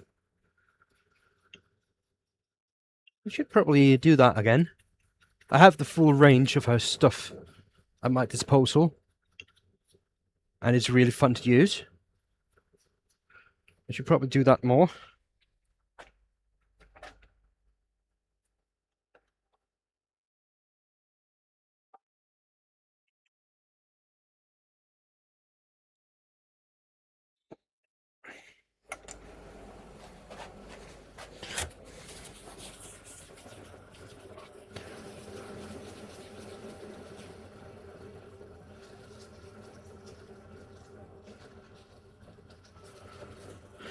We're almost done now, Henning.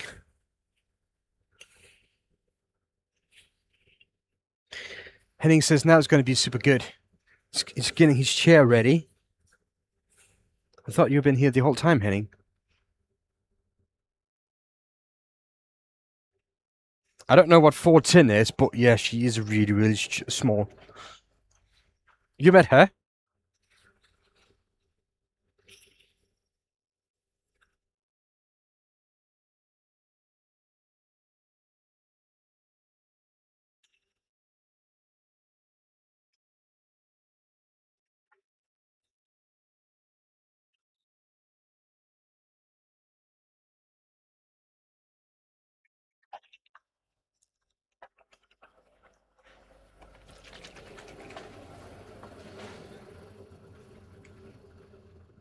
It's like that would be twice my size, dude. Almost. Not really, no, but 2.8 meters. That is that's big.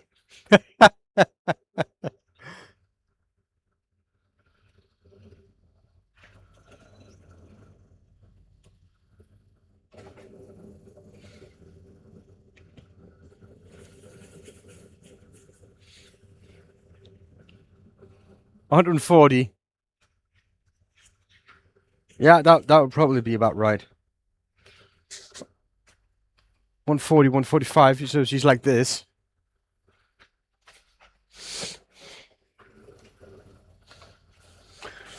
I'm 173 there. So she would be about this tall. Emma.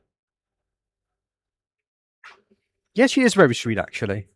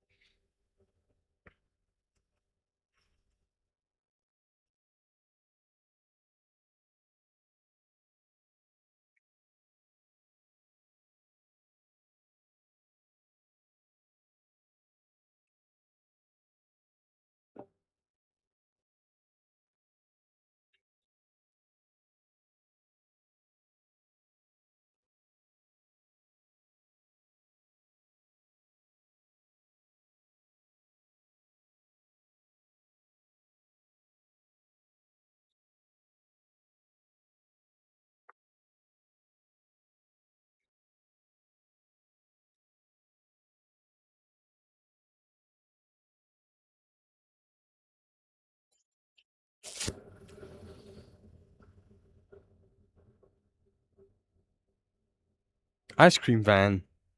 War. Okay. That sounds serious. You should go try them both. Yeah, it's about 1.5 meter.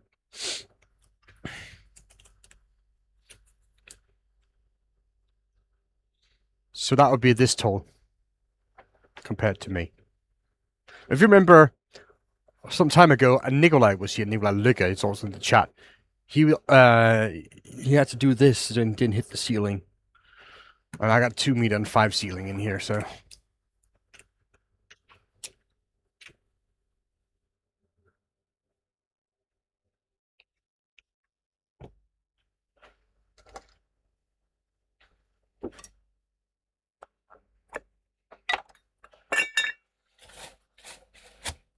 He's a big dude. So actually, the first time Emma was at our my work, and the only time actually, she was there. She ran from her lathe when she was doing her demo. She was going to go to the bathroom, and she was like running around the corner, and then Nikolai was standing there, and she almost bumped into him, and she's like, looked up at Nikolai, and Nikolai was like, "How you doing?" "Hello, you big." I think that's what they said. That was it was quite funny. Nikolai talks still about it. It's great fun.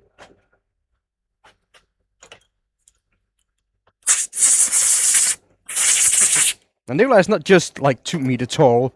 He's also like 160, 180 kilogram. He's a big dude. He's the one I would call to hold the door. He's my Hodor.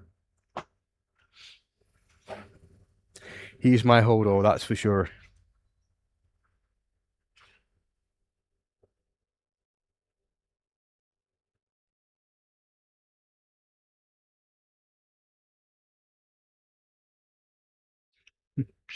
So yeah.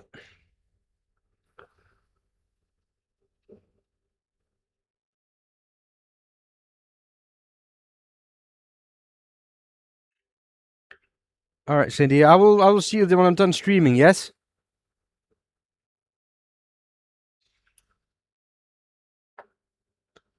No, she doesn't want a box to stand on because she's used to.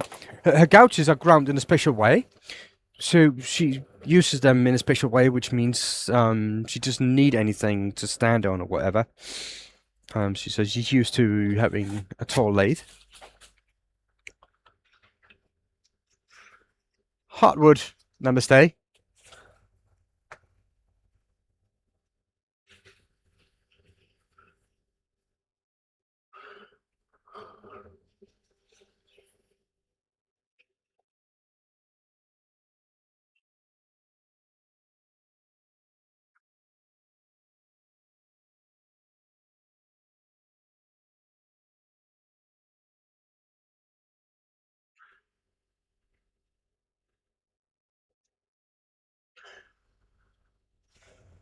Are you talking to me, Cindy? Are we going to do this thing after this, or are you going? Because that's what if you're still up for it. If you don't want to power out, you just do it in the stream. We could do that through a call. That would be fine.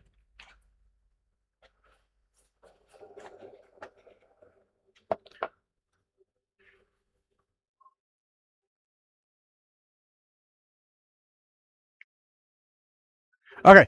Yeah, we do meet in Discord. Yeah. When I'm done here, I'm just going to go make sure that everything's ready for dinner, then I'll give you a call.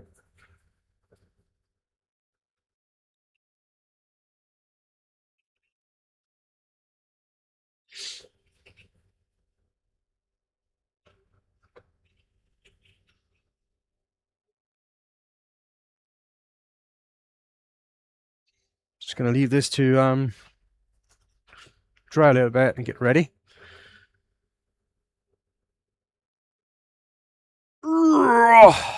Oh yeah, Cindy's streams are amazing. They're well worth it when everything works for her. She's been having some issues. So yeah.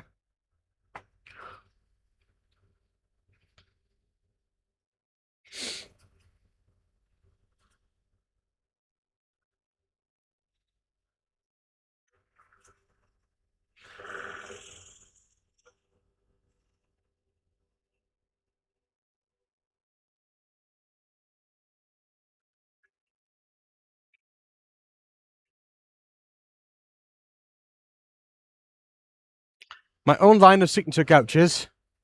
Never.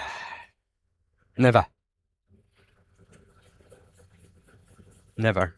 I don't see why I should. There's so many other couches out there that's going to be worth it. I don't think I have the following or the presence or the name to release something like that, so it's probably never ever going to happen, Michael. I will sign your couch if you ever bring them to me. That I will. If you think that's something that's worth it. Other than that, I don't think it's worth it, to be honest.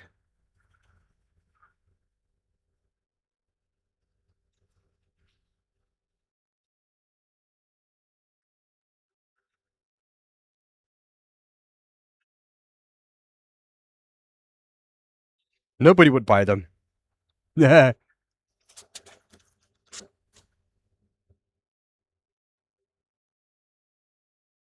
What are you talking about, Henning?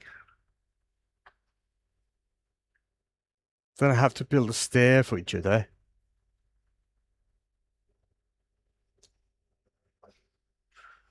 I'm sorry, I don't know what you mean there, Henning.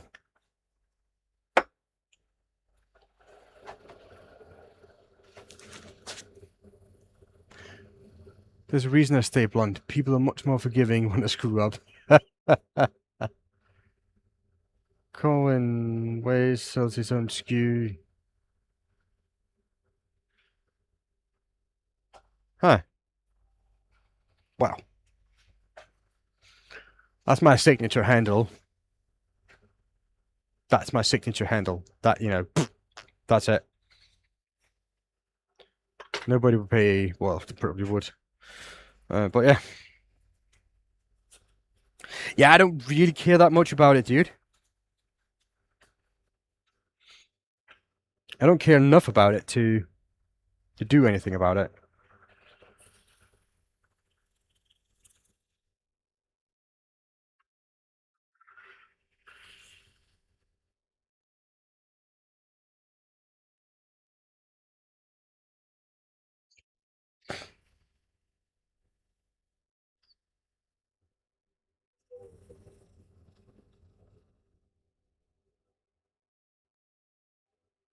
So I'm gonna sell 20 sets. 10 or 20 sets. That's not worth it, dude.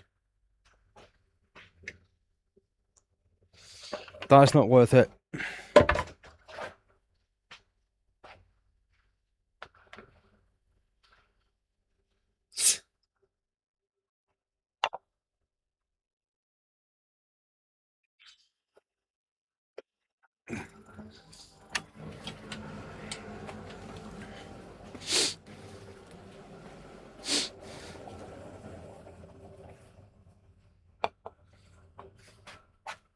I'm no Glenn Lucas or yeah.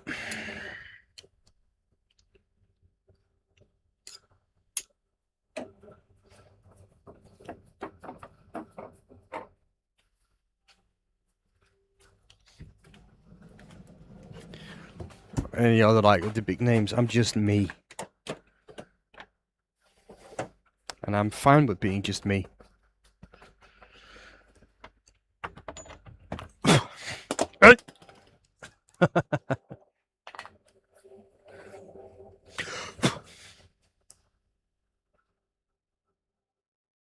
Hey, Steve.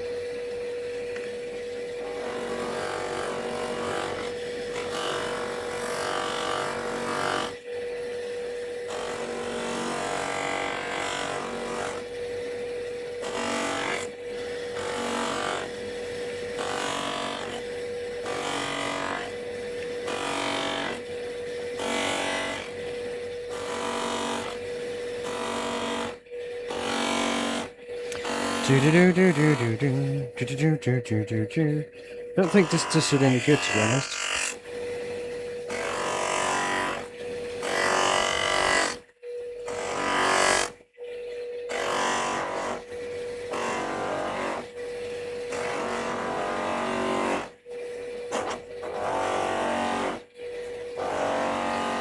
Let's see.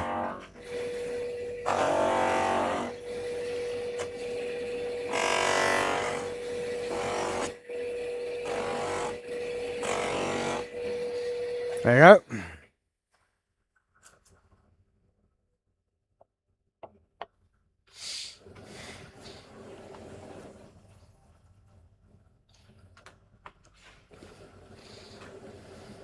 Okay. So let's just have a recap. What did we do today? I made a little box. That's nice. A little box. Nice little decorating. And nice little pop. A nice pop. And a nice little crunch when it goes back on. Nice fit. Then I made a sphere because Michael keep asking questions. I think that's turned out all right for 4 or 5 minutes of work. And then we did this. I mean, the purple is not showing properly. Let's get that camera to focus if it can. There you go. That's some purple in there. I like the colors though. I think the colors are nice.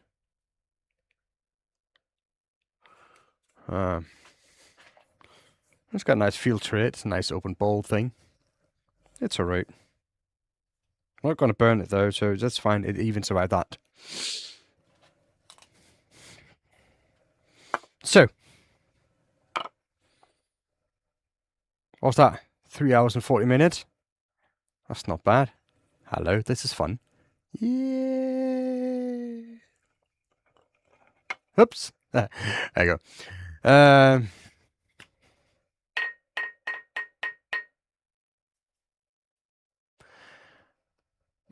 Steve's channel, My Honey's Handmade. Yeah, he does awesome things. He like mostly woodworking, most wood turning, sorry, and a lot of woodworking as well. But yeah, he's on a roll, that guy. So go check him out. Give him some support. Give all the people in here. Soldier also has a channel. It's well worth it. Michael have a channel. Post a few shorts. Hopefully he will kick it up soon. Other than that, I'm done for today. Box and ball. Thank you for watching, everybody. That's all for me. Be good to the world. The world will be good to you. Thank you for watching. Stay for the music, and I will see you next time.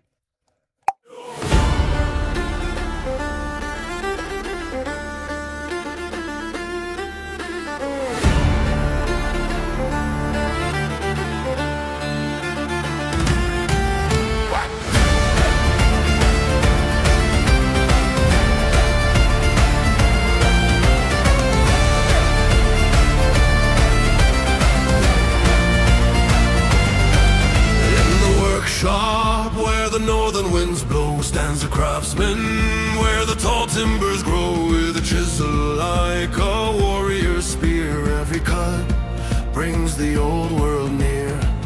Hear the Asher in the turning tree, Odin whispering, let creation be. From the north, let the shavings fly, under watchful gods in the winter sky. Thor's hammer roars with the spinning ring, Freya's grace in every curve you bring. By fire and frost let the wood come alive, Benjamin turns the tales of the Viking tribes. Of the Viking tribes. Ash and oak hold the songs of the bold, echoes of the battles that the skalds once told. Tools sing soft in a rhythmic glide, as the grain shows the secrets it tries to hide. Loki's laughter in the chips that fall, but your craft stays true through it all. From the north, let the shavings fly, under watchful gods in the winter sky. Thor's hammer roars with the spinning ring, Freya's grace in every curve you bring. By fire and frost let the wood come alive, Benjamin turns the tales of the Viking tribes.